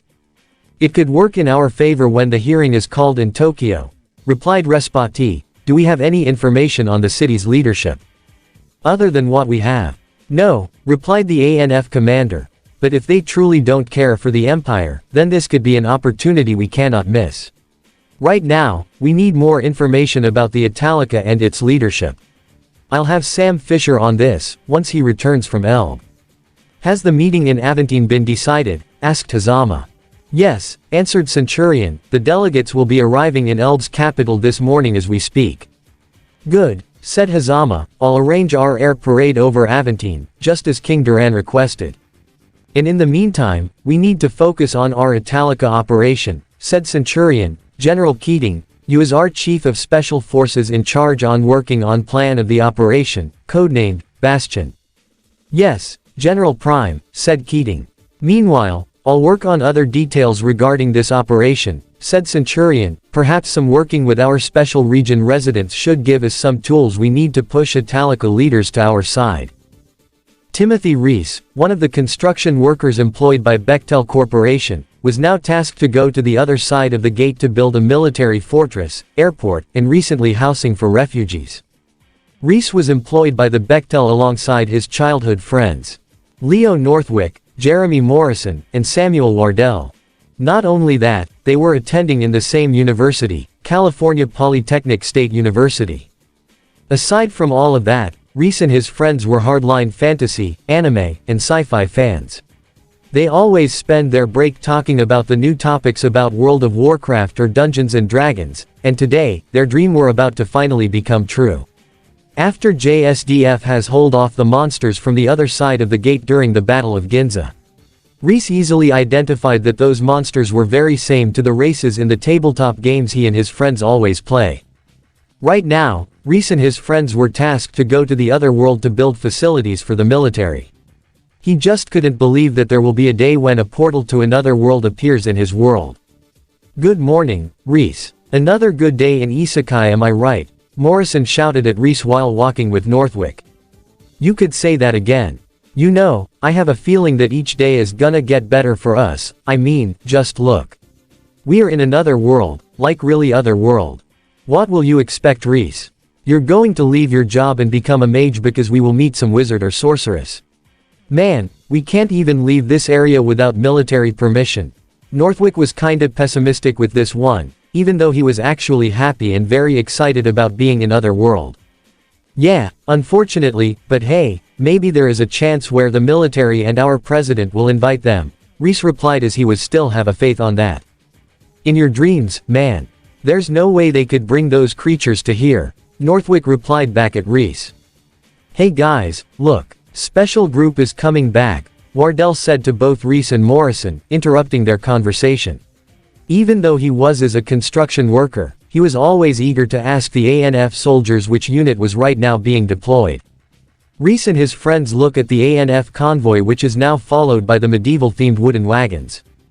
They could see the refugees that were evacuated by the ANF here were dressed like medieval-era people or like the commoner or villager NPC we can encounter in the RPG game. Finally, the moment that they have been waiting for so long has arrived. When the Japanese mega-cruiser parked right in the barracks area, they saw that some of the refugees that come out from the Japanese vehicle were elves that are very similar to their fantasy entertainment. An elf, Reese said in a shocked tone to his friends. Not only that, they become dumbfounded when they see what the special group brings to this base. Another fantastical creature again. Look at it, Reese. Another elf again. Morrison pointed at the elves that coming out from the 13th platoon trucks. That's a hobbit. Like a real hobbit, Northwick was shocked that the race he always used in Dungeons & Dragons was becoming real, and this time it is not a cosplay, but instead a real one. Not to mention the dwarf alongside that lizard woman and, Neko Mimi, added Wardell as he called that catgirl with the Japanese terms. Since his friends are known as the overhyped type, he suddenly tried to approach the creatures that were brought by the special group. But his action was been prevented by SGT Maj. Woods. Whoa, hold up. What are you think you're doing? I need to go to the toilet, Wardell said, trying to trick Woods. You think I was born yesterday, kid? The toilet is on that way, Woods shouts at Wardell, pointing his finger in the opposite direction of his way where the toilet is located. Not only that, but Woods also realized that Wardell was holding a smartphone, and with his sharp eyesight, he saw that Wardell's smartphone is on camera mode. I see. You want to take a picture of them, right? Well, bad timing, kid. You are not allowed to do it. I have my orders not to allow anyone approach these people, directly from the Supreme Commander of the Allied Nations forces himself. Now, if you don't mind, get back to your place, now, Woods successfully outsmarted Wardell. Hearing that, Wardell has given up his intention and then returned to the position where his friends were. For now. Alright, Colonel Sutton, said Centurion, while sitting with Sutton and Skip in his office, what have you gathered in Trammel Camp? Well, sir, we acquired some of the documents that were owned by the legate Cantabur. We haven't translated it yet, but I think there is a piece of valuable information we can find inside that document, and, we capture a Viscountess. Who is she? All that we know for now, is that she's from one of the kingdoms, that participated in the attack on Ginza. According to her, her cousin owns several captives from our world, and she visited Trammel Camp in order to get more slaves for herself. Is that so? Well, I think I know we can make that Viscountess cooperate with us. Leave her to me, I'll handle this personally. Yes, sir. You've done well, Colonel. By using that woman, we can acquire more secrets and information from that kingdom. If I may ask, where is she right now? I order her to stay in the barracks number 04, sir. Do not worry, sir. I already placed 2 guards on the outside of her room so she can't go anywhere. Oh, and also sir, we rescued some slaves from inside the camp. 2 of them are in American and French, Sutton said honestly. Well, why didn't you say that much sooner? You should started by this right away. Are there other slaves you've rescued from that camp? Yes, sir. Several of them are demi-humans, a lizard woman and a cat girl. Others are dwarf and 2 hobbits. Hobbits? You mean, half humans, like in Tolkien? Exactly, sir. That's a fine job you did, Colonel. I will report this to the President and Secretary of Defense. In the meantime, I need you to send those former slaves to our doctors. Once the humans are all checked, we'll send them back home through the gate. As for the demi-humans, dwarf and hobbits, I want them to be constantly watched for their health conditions. Yes, sir. That is all, gentlemen, dismissed. The male hobbit lied on the bed without any IV tube or bandages. He was wrapped in a typical blue patient uniform with boy's size since the hobbits have smaller bodies than humans. He opened his eyes. Where am I? Then, the male hobbit looked around and sees that he was inside a room that was totally full of blue color and a window that illuminates sunlight into this room. After looking around, he stared at the bed where he lied and also the white blanket he was holding with his right hand. Is he in prison right now? But even if it is, he feels that this place is not even heavily fortified. Then, he get off his bed and started wandering around. He opened the window and gazed at the scenery in front of him. Lined up picea trees and a fountain with 4 ellipses like it's a 4-story building, and also, it seems the water on that fountain flow endlessly. Not only that, he could see a few humans that are most likely villagers, judging from their clothes. Alongside the lizard women and dwarf who were imprisoned alongside him before by the Empire. He also noticed that some of those commoners are being fed up, helped to walk, and chatting with other humans in strange attire. Deep inside, the male hobbit known that these humans aren't imperial soldiers. Beyond the garden, the hobbit can saw a fortified wall in the distance. Strangely, he never sees a fort wall that is not made of cobblestones or bricks. At that moment too, he heard a strange sound coming over to this place. Then, it came closer, and revealed their true form, a flying iron, with wings on the top of the iron. But it's spinning instead of flapping. He saw that those huge iron with spinning wings was flying from the left side to the right side. It seems those things were only patrolling around. Curious, he leaves the room and headed to the exit door through the corridors. Bizarrely, there were no nurses and doctors along the corridor, even though the hospital has been completed. Right after the hobbit opened the door, the dwarf who sitted between a human with strange attires and a lizard woman suddenly greeted the hobbit with a friendly tone. Peregrine. It's good to see you wake up again, the dwarf greeted him. Torig, Peregrine said to the dwarf. Rolia, he greeted the lizard women. You all are still alive. He was relieved that his friends are safe and sound. Of course we are, Torig replied. We were rescued by these strange humans from the Empire. You must be one of their friends, right? The strange human stands up and then offers a handshake at Peregrine. I am Master Sergeant Patrick Hudson from United States Marsic, you can call me Hudson. Peregrine rolling, at your service. Peregrine accepted his handshake offering. Sir Hudson, I am very grateful that you saved us. But, you don't want to use us as another cannon fodder or slaves, right? He said as he was still skeptical if he needs to believe this guy or not. He was squeezing Hudson's hand tightly and gives him a menacing face expression. Don't be ridiculous. That's not how we fight our battles, answered Hudson. Unlike the Empire, we don't use other races as cannon fodder, we have other ways to defeat our enemies. You and the others are now at the territory run by the Allied nations' forces, so you don't need to be worried about the Empire. Peregrine slowly removed his hand from Hudson's handshake. He just couldn't believe what that man just said. Do not make them a slave. This was beyond his mind. There's no way a powerful force would do that, especially the one who defeated the Imperial soldiers in that camp. Looks like you can be trusted. Forgive me for squeezing your hand so hard, Sir Hudson. Because I still don't believe you. No worries, it's okay. You're just like your female counterpart yesterday. She beats up 2 Russians and 2 Germans who try to prevent her rage because she didn't fully believe our good intention. Hudson laughed as he still remembered that incident, and by the way, just call me Hudson, no need to add, sir, in front of it. Wait, female counterpart. You mean my sister, right? Where is she now? Exclaimed Peregrine worriedly. Ah, she is on the outside area of the hospital. Then, Hudson pointed at the opposite side of Peregrine. You see that door? Open it and she will be there.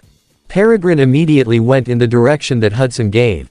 When he opened the door, he saw something he actually wants, his sister. Hearing the sound of the opened door, the female hobbit quickly looked at who opened it. Pause a bit as they are staring at each other, then the female hobbit rushes toward Peregrine and hugs him. You're finally awake, brother, she said while hugging him.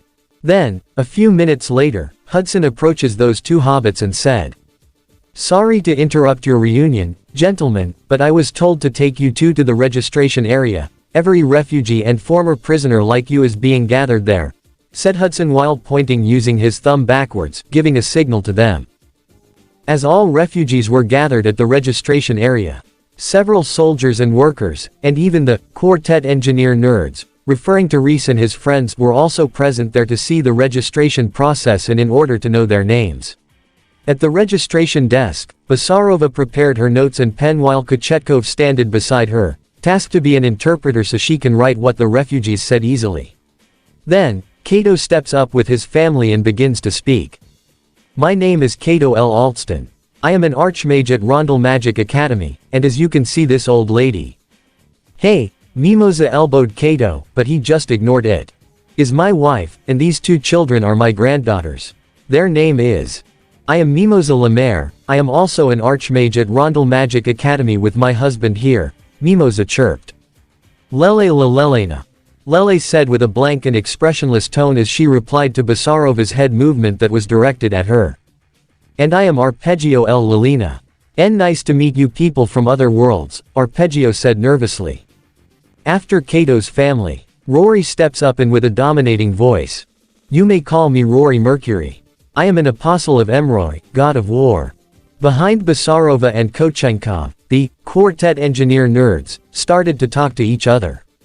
An apostle, this is fucking unbelievable, said Reese. No wonder why she always brings that halberd anywhere. Not to mention, she lifts it like it's a regular wood stick even though her body is like an 18-year-old girl. Wardell's theory was proven after he sees this. Then, right after all the human names have been written, the fantastical creatures begin to introduce themselves, starting with the elves. My name is Tuka Luna Marceau. I and my family are from Animel nomad elf tribes, Tuka said with an exciting tone while introducing her family with a pose like a sales promotion girl showing the product. That's right, I am Hodor Ray Marceau, the leader of Animel nomad elf tribes. Hodor then put his hand on Tuka's shoulder and hugs the other adult female elf. This is my daughter and my wife. The adult female elf begins to speak. I am Narazana Luna Marceau, wife of Hodor. After the Marceau family, the other elves also state their name to Batsarishkina. My name is Kolver Alderblossom, the black-haired elf said. I am Thekas Fendrin, said the young male elf, the child one. I am Ionair Luna Corwin, said Ionair, and this is my son Galador El Corvin. I am Galdor Ray Corwin, brother of Ionair, said the male elf. I am Difros Ware Gilrin, and this is my sister, Shannara Ware Gilrin. The elf who speaks is the same one who became a prisoner for Empire last night. Basarova saw that Shannara was still scared looking at her and the remaining ANF soldiers. Okay, next one please, said Basarova, while still writing. She felt like a school teacher that needs to check which students are present right now. My name is Torig Blackshield.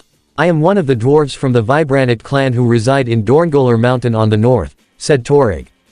Basarova also noticed that this dwarf describes his clan and where they reside. North, huh, interesting. Then, the hobbit siblings step up. My name is Peregrine Rolling.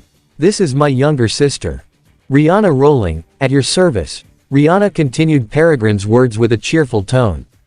After the hobbits, a female Nako steps out and says her name. The same Nako again that 13th platoon encounter that night. My name is Meia Hayashi. I am one of the cat people races and I am from the north side of the regions, where my family reside. Another person from north again. Looks like all fantastical creatures were living in there. I am Helena, said Rabbit Girl, I've come from the warrior bunnies tribes up north. Finally, the last person to be registered, the same lizard women that the 13th platoon rescued.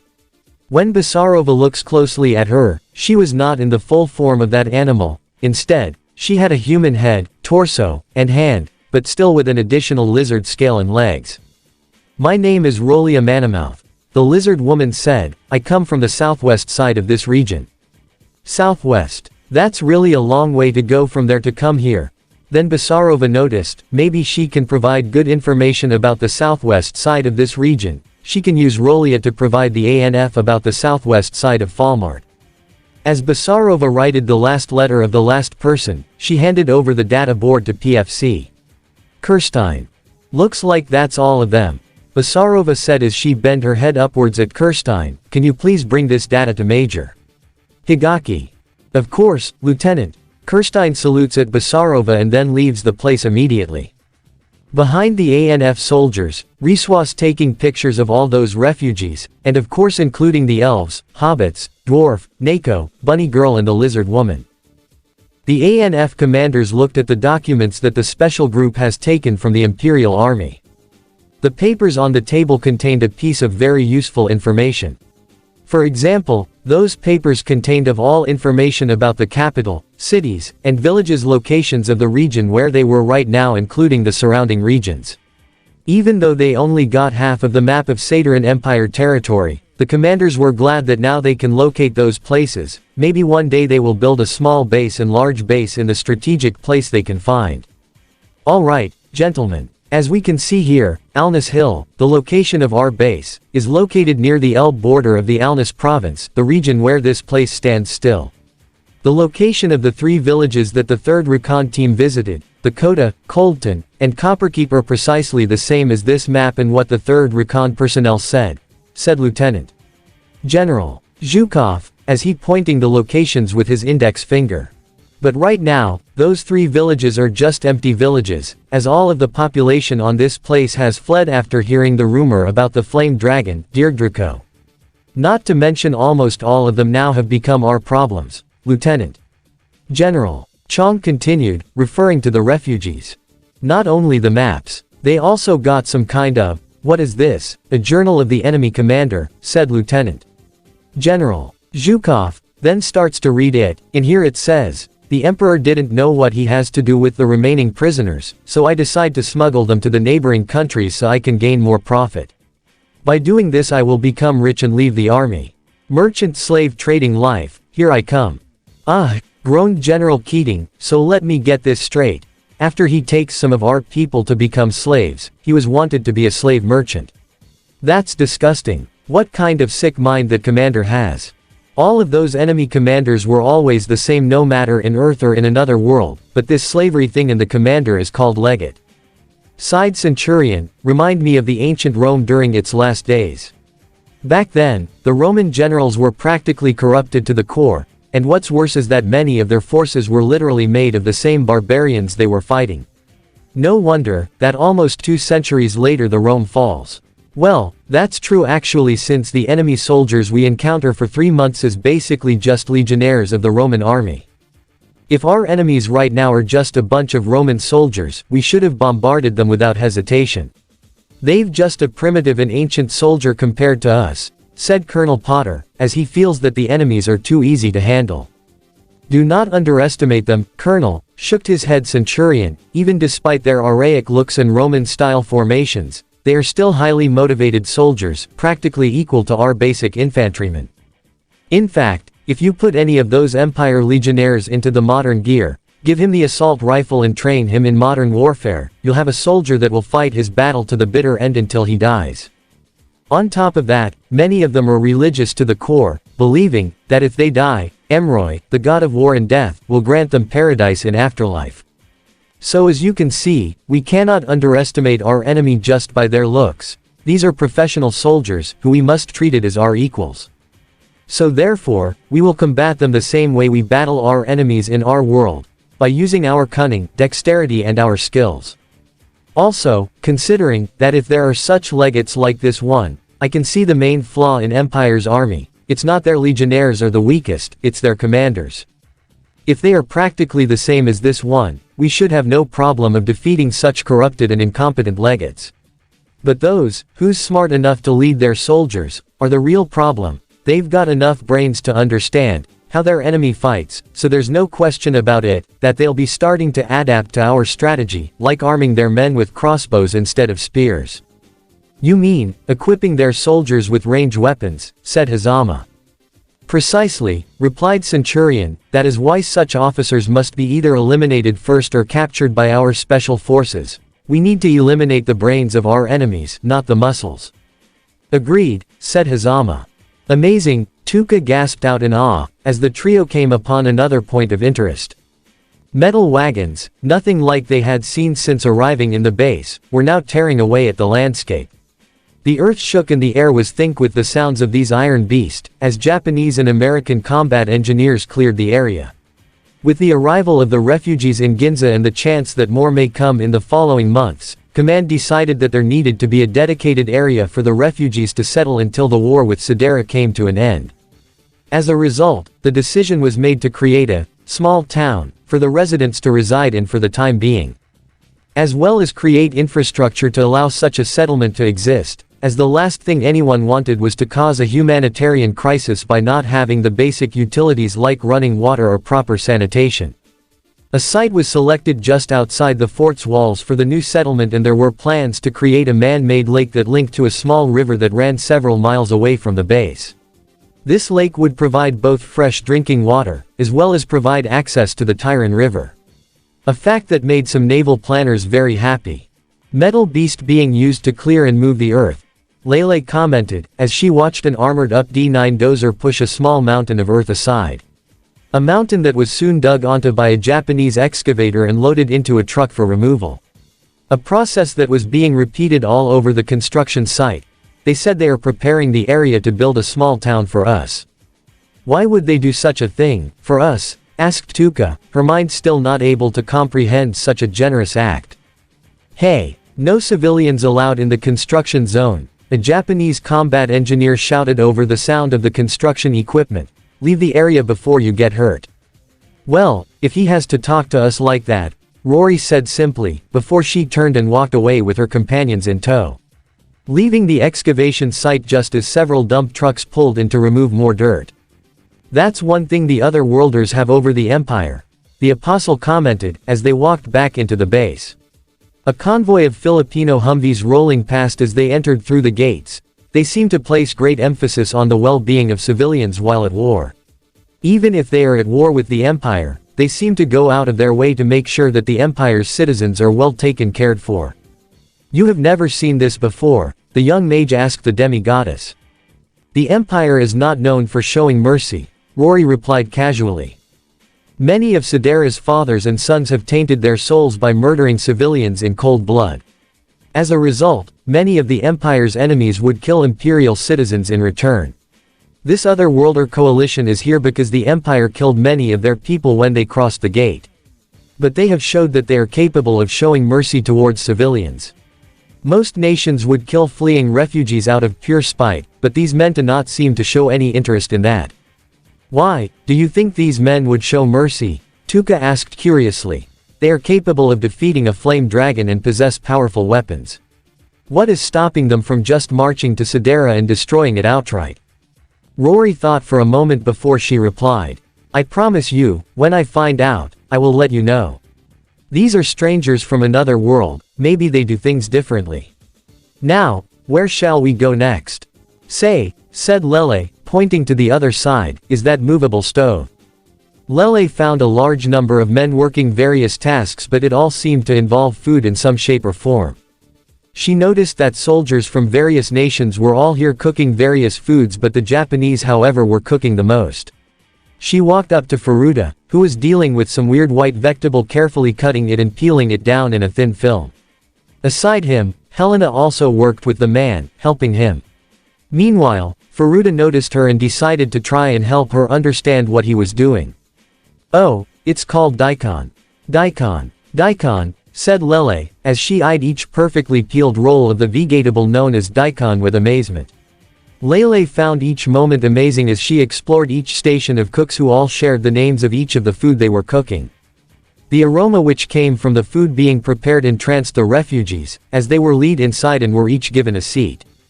Rory herself had to admit that the facilities here were much more refined than anything she had seen in her life. As the apostle of Emery, Rory would often visit soldiers while they were in the field to give them Emery's blessings, and sometimes she would even have dinner with the men on the eve of battle. Needless to say, the facilities here were far cleaner than anything she had seen in the past, and the food smelled even better. What is this? One of the young children asked, as their meal for this evening was presented. Stewed chicken and fried rice, the marine cook replied, as he shared out the food. It was quite the spread, to say the very least. Stewed chicken with fried rice. Freshly baked dinner rolls. Vegetable soup and side salad. The refugees could not wait to dig in. It smells absolutely divine, Rory remarked, as her eyes were now transfixed on the meal before her.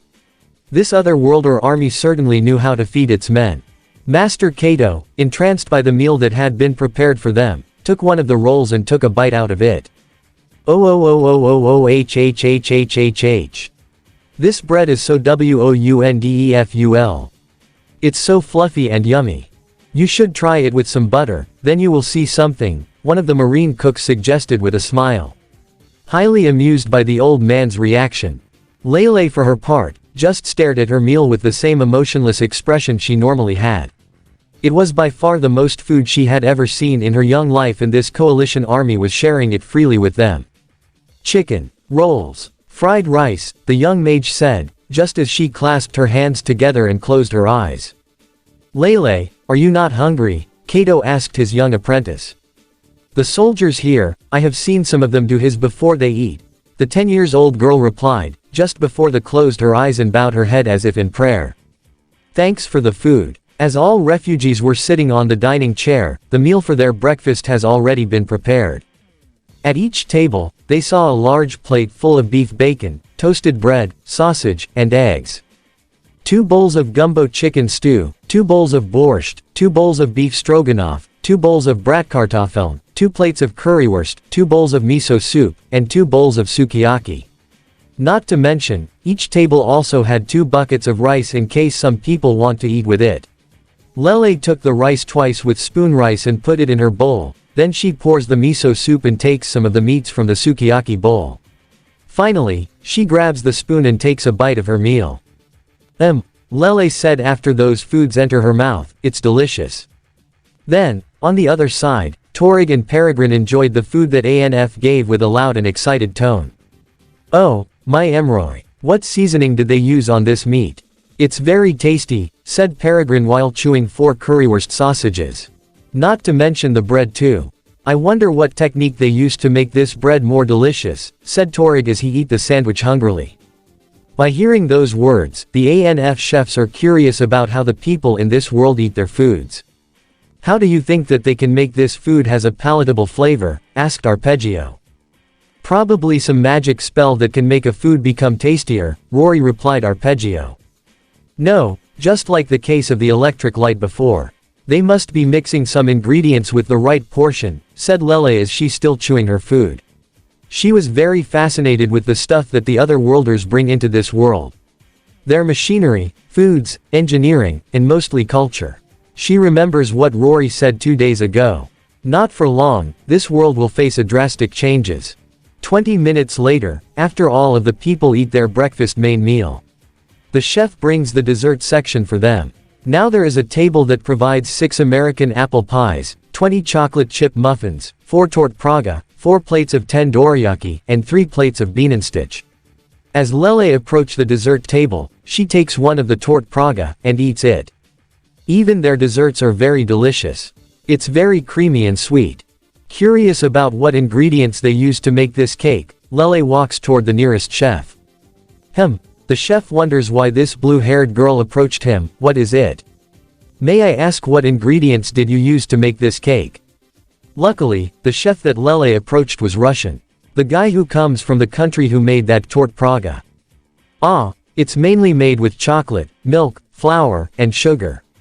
Pretty simple though, especially if you know the recipe, the Russian chef said while giving Lele an okay hand sign. I see. After Lele said that, she continues to eat more tort Praga. When she looks back at the dessert table again, she can see Rory eating the American apple pie and dorayaki voraciously. Baron Siegel El Lagu sat quietly within the confines of his personal carriage, as it and his entourage slowly made their way through the streets of the Elban capital. Just weeks earlier, the new ruler of the League Principality had received a message from his late brother's friend requesting to meet him in the Elban capital. Apparently, the much-fabled Lion of Elb needed to speak to him about a matter that was of great importance to not only his kingdom, but every other nation that fell under the influence of Sidera. Such a summons could not have come at such an uncertain time for these kingdoms, Siegel's included. The sudden deaths of a number of rulers indeed had a great effect on the vassal states, but while some able weather this crisis, others were not as fortunate to have someone to take over their nation's throne. The king of Mudwan did not have a male heir and had failed to select his successor prior to leading his army to Alnus. A similar situation was now taking place in the kingdom of Alguna, as that king's only son and designated heir to that throne was only 4 years of age. As a result, there was a lot of uncertainty as to just who would lead these nations in the wake of the ill-fated march on Alnus Hill. As rumblings began to surface within these governments and individuals began to cultivate followings within the royal armies. Rumblings that usually preceded the start of a civil war. Siegel was fortunate that his brother's court were willing to appoint him as the interim leader of the League Principality following his death. He would lead the principality until his nephew, the late duke's son, was old enough to take his father's place. Eventually, Siegel's entourage made it to the Aventine royal palace and was greeted by an Elban honor guard that lined the roadway leading up to the palace itself. Upon exiting, the Baron and his ministers were led inside where the rest of the delegates were waiting to meet with the Elban king. Already, the interim ruler could sense the uncertainty that hovered over the assembled nobles and senators. Many of whom had never had a meeting with the much-celebrated warrior king, but knew of both his exploits and personality. Needless to say, there were more than a few men who were less than confident about the coming meeting. "Gentlemen," a new voice boomed out. The chamber in which had been alive with chatter, suddenly fell silent as everyone in attendance looked to see King Duran himself standing in the chamber's entrance with 2 of his personal guards at his side. The normally assertive and confident royal looked as if he had aged by at least 10 years, as he made his way into the meeting chamber to meet with his guest. There were rumors that Duran had not been himself since he returned from Alnus Hill. Then again, the same could have said any of the soldiers and officers who had returned with the king, but Duran seemed to have been affected the most. "I am glad to see that you have all answered my request to come, though I wish it was on better circumstances," Duran stated, as he made his way to the center of the marble-lined area. All eyes were locked on the old king, as the collection of hastily appointed rulers were still curious as to why the lion had asked for their presence. "First of all, I just want to say that words cannot fully express the grief I have been feeling since withdrawing from Alnus Hill." Duran continued to address the group. "They may have been your rulers, but they were indeed my closet friends, and we all cared about the well-being of our peoples. It was this devotion which ultimately made us all lead our armies into Alnus to defeat the enemy we're all told were present on the sacred hill. But, I am afraid, that our sense of loyalty was been used by our true enemy, and as a result, your kingdoms lost your kings. Good men who were knowingly sent to the slaughter in an attempt to weaken our nations so that the real enemy to seize our lands. I am well aware that the imperial army which Mold had promised would be there, were indeed absent when our forces arrived in Alnus Hill." Baron Lagu spoke up, as he had been informed by the survivors of the principality's contingent about the ill-fated mission. "But I am certain that this enemy, whoever they were, may have destroyed the Sateran army before your arrival." "No," Duran barked back, his voice echoing throughout the chamber as those in attendance jumped in surprise at his outburst. "You are mistaken, Baron. The Imperial army was never been destroyed, because it was never there to begin with. Emperor Mold has intended allied kingdoms to bleed in hopeless fight against an enemy we had even no hopes of defeating. That son of a whore is the main reason of this war. He's also the main responsible for why many of our soldiers and your rulers were killed on that damned hill. He played us all as fools and puppets in his sick little theater of blood, like a true puppeteer, and has the blood of thousands on his hands. The reason why your nations are in turmoil now, is because of Molt and his blasted ambitions." There was a long period of silence as Duran's words began to sink into the assembled delegates. It were the same words which had been echoed by their military commanders, the ones who were left alive when they returned from Alnus. All spoke of the horrific casualties the Allied army took, even before they made it to the hill itself. Followed by the equality as terrible losses they took once they tried to retake the sacred landmark. Most notable, they all said that the army of the Empire, the one which they had been promised would be there during the battle, was nowhere to be found. For the new leaders of the Allied kingdoms, Duran's words only verified what they had already knew. Molt had lied to them all, and now their nations were weakened as a result. But still there were many of those who doubt it. "You still have not explained as to why you have asked for us to meet with you here and now." Viceroy Medet Company Lassen, current interim leader of the Alguna, asked the warrior king. "We are all aware of Molt's treachery and manipulative ways. But I fear that despite having our forces retreat from Alnus Hill, we're in no position to strike back at Sidera. If the Empire chose to attack us right now, there is little we could do to hold them off, even with our combined strength. Already, I fear that Molt has begun to move on us." Count Romani of the Shan Protectorate added, his voice filled with concern. The Shan Protectorate was one of the smaller nations which had fallen under Sidera's influence, but what they lacked in military might the small mountainous protectorate more than made up with it in their spy network. They were basically the military intelligence of the Allied kingdoms, as the Shan were well known for their espionage activities. Prior to my departure from my kingdom, I was informed that at least 3 legions from the House Carino are currently marching towards our borders and will arrive in less than 2 weeks. "I am well aware of that fact," Duran announced. "I was informed about their movements several days prior. Which is one of the reasons I asked for all of you to assemble here today." "Wait, you already knew?" Count Romani asked curiously, for as far as he knew, no one from the spy guild had any contact with the Elban royal family. He should know, seeing that he was the main contractor of said guild. "Your nation is not the only one with a network of spies, Count," replied Duran. "From what I have been told, House Carino's legions have been ordered to invade our territories and neutralize our governments. Molt knew just how powerful the other worlders on Alnus Hill were and intended to use them to destroy our ability to defend our nations. Which is why I brought all of you here today. Just tell us," Siegel demanded, as he was starting to get frustrated by the situation. A sentiment that was shared by the other visiting delegates. The Empire has begun a war against an enemy like nothing it has faced in the past. An enemy that not only stopped the Imperial army when they tried to invade their lands, but chased them back through the gate to punish them for their aggression," declared the warrior king, a angered yet determined expression visible on his weathered face as he spoke.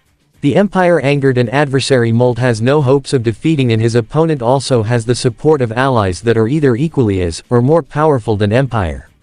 All of whom are united in their resolve to make the Empire and its leaders pay for their crimes. But despite what Molt may say, this is not our war." "So what are you saying, Your Highness?" "What I am saying, is that the Kingdom of Elb has decided cut all ties with Sidera, and I am urging all of you to do the same. This will be the Empire's war to lose, not ours." "Have you lost your damn mind?" Duke Linus Allegro of Mudwan exclaimed in shock. "Our nation swore our loyalty to Sadria. We have an obligation to defend them." "You sounded just like your brother, Duke," Duran told the royal, "and just take a look, where his loyalty got him. He was been slain at Alnus Hill, like some sacrificial lamb. Do you really want to follow his footsteps and end up the same? Now the army of Carino House marches towards our borders with full intent of finishing what Molt had initially started. Do you still believe that bastard is worthy of our loyalty, despite that he's already been proven as the liar and deceiver? I say, nay." Allegro fell silent as Duran's words sunk in. Both his father and brother had done their very best to appease the Saterans so as to protect their people. They thought pledging their loyalty to Sidera and paying yearly tributes would prevent the Empire from completely absorbing the tiny kingdom, but it seemed that loyalty meant nothing to Emperor Molt. A feeling of absolute betrayal filled the young monarch, a feeling that quickly replaced by anger and hatred. Molt started a war and used it to kill his brother and destroy Mudwan's army. Thousands of his fellow countrymen were also dead because of that bastard, Mulden. Now it seemed as if the emperor was now going to try to take their lands. It was a realization that slowly began to take hold amongst the assembled nobles and royals. The only reason they nations were now weakened and on the verge of a potential collapse, was because Emperor Muld had lied to them and started a war with an enemy that possessed unimaginable power. Suddenly, a low rumble began to fill the large chamber as the air itself began to vibrate. Worried expressions began to flash upon the assembled delegates, as they shifted their heads around in a desperate attempt to find the source of the rumble. Was it an earthquake? But while the delegates slowly began to panic, Duran did all he could not to smile at that moment. The king knew that his words alone would not have been enough to sway the other kingdoms to his side, so he sent a messenger to Alnus Hill with a scroll asking for the coalition's help. Without saying a word, Duran made his way out of the chamber and towards to one of the many balconies that overlooked the Elban capital. He was quickly followed by the delegates that saw him leave, all of whom noticed that the veteran king was rather calm about the situation. In fact, they could have sworn he was smiling to himself. Just what was going on? Eventually, Duran and his guests made it to the large balcony that overlooked the city, and no sooner had they stepped outside, the group were greeted by the most unbelievable sights. For now approaching the city of Aventine, were a formation of flying constructs the like of which they had never seen before. Flying in a wedge formation, 1 Su-23 M3 backfire, 2 Su-30 MKK flankers, 2 F-2 Vipers, and 2 F-18 Hornets, roared over the Elban capital and over the heads of Duran and his guests. The air within their lungs vibrated uncontrollably, as the coalition formation flew off into the distance and eventually out of sight. But no sooner had the fighters and bomber vanished, a loud chopping began to fill the air, and before anyone could react, up to a dozen coalition transport helicopters flew directly over the castle and out over the city. The sound was absolutely deafening, as the helicopters flew overhead in a diamond formation. Many of the delegates just stood there in wide-eyed awe and disbelief, their minds thrown into crisis as they saw the coalition choppers fly over the city before breaking formation and setting course back to Alnus Field, leaving a stunned population in Aventine and an equally as stunned group of nobles, who stood slack-jawed as they saw the coalition aircraft disappear over the horizon. "What in the name of the gods?" Siegel gasped out, as the rest of the group remained in a stunned silence. "What were those things?" "The other worlders call them aircraft," Duran explained, noting the shocked expressions of his guest. "What you just saw was only a sample of the other worlders' true power, and they came all the way from Alnus Hill just to prove a point." "Wait, you knew they were coming? Who you think requested it?" quipped Duran. "Prior to my withdrawal from the Alnus province, I had an opportunity to meet with the leader of the other worlder army. He wasn't just representing one nation, but a whole world of nations from on the other side of the gate who were affected by the Imperial Army's attack. A lot of their people died and many more were taken as slaves by the Empire. To these people, slavery is the ultimate sin, and the fact that Mult's empire had taken their citizens to be sold as slaves, has filled these nations with a terrible resolve. One that the Satyran leaders could never comprehend. Mult's actions has angered not just a giant, but an entire army of them, and will feel their wrath soon enough." So, Count Romani stuttered out, his ears still ringing from the ANF's impressive show of force. "What does this have to do with the vassal states?" The Allied Nations Forces leader said that their war is with the Empire and only with the Empire. The warrior king explained. "They have stated they have no interest in seizing our lands and subjugate our people. But they will keep their end of the bargain, if we remain neutral and isolate Sidera. They don't want to fight a war on two fronts, but will not hesitate to defend themselves. They do have the capability to strike us from their camp on Alnus Hill, as you clearly just saw. But, they have also promised to respect our sovereignty if we remain neutral and not interfere in any way or form." "You can't be serious now," Siegel replied, his mind racing with the possible scenarios that could play out. All of which did not end well for his, or the other, kingdoms. "How are you certain that these other worlders will honor their agreement and not take our lands for themselves? As far we know, they could no more better than Sidera. Once our guard is down, they'll just sweep in and conquer us." "Yet, they have not," replied Duran. "If they truly were as treacherous as you believe them to be, then I would not be here speaking to you now. Despite what we all lost on Alnus Hill, many of your sons and brothers were allowed to withdraw in peace. The other worlders only attacked when the Allied armies attacked first, but allowed the survivors to leave. Still, Allegro interjected. What you ask of us, if this ANF loses this war? No, they won't, replied Duran. They were able to push back the Imperial army back through the gate and destroy the Alnis garrisons which had been sent to secure the hill. We found their remains as we approached Alnis itself. I have no reason to believe Mold even knows just what he has brought upon his nation. It's only a matter of time before Sidera falls and Mold answers for his arrogance. There was another moment of awkward silence as the delegates mulled over what Duran had just told them. It must be said that King Duran was by far the most capable military leader in all of the vassal states and was quite possibly one of the few men Emperor Molt truly feared. His exploits as leader of the allied armies of the vassal states were well known throughout the numerous kingdoms and even Sidera itself. Duran was a thinker, spending hours studying his enemy long before a battle would start, while not the type known to promise false victories. It was said he would not launch an attack unless he was absolutely certain that victory could be achieved. So to hear the much-respected Lion of Elb say that the Empire could not win this new war, well, one would have to be in complete fool as to not heed his words. When the Lion of Elb speaks, everyone listens. Duran just looked at his guests with a stern expression plastered on his aged face. Gentlemen, you may not agree with what I am suggesting and I will not force you to choose. But as far as I am concerned, the Kingdom of Elb and its army will no longer support Sidera or its leadership. You can do as you please when you return to your nations, and I promise, my army will be there to liberate your people when Mold eventually annex your lands. But you have chance now to free yourselves from Sidera once and for all and prevent any more bloodshed. So what shall it be, freedom, or war? The days following the Aventine Assembly were filled with uncertainty and fear.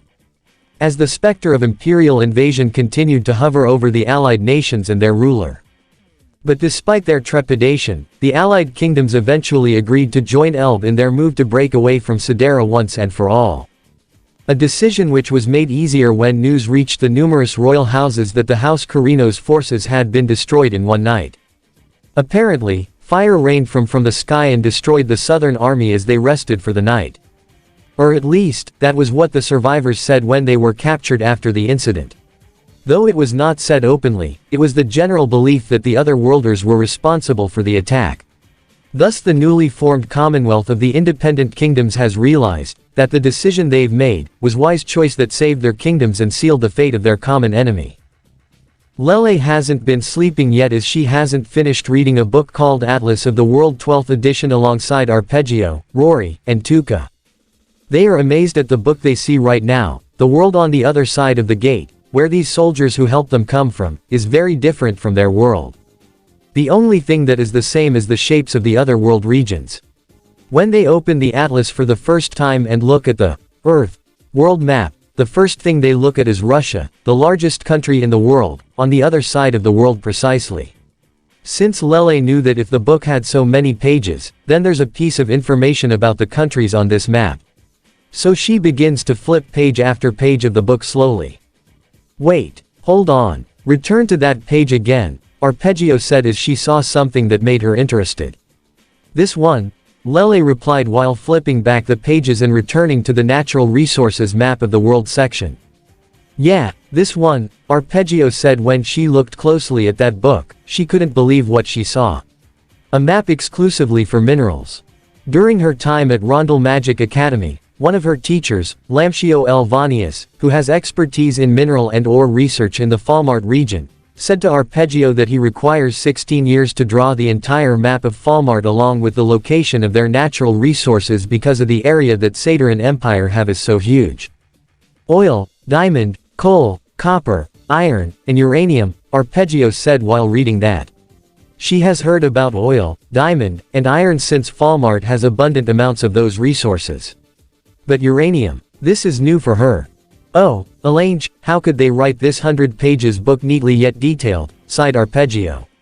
She feels that all of her progress in copying books are useless and not neat compared to the book from another world.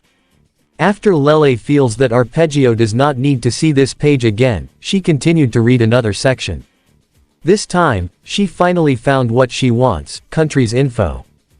When she reaches the country on the numbers 65, 86, 144, and 187.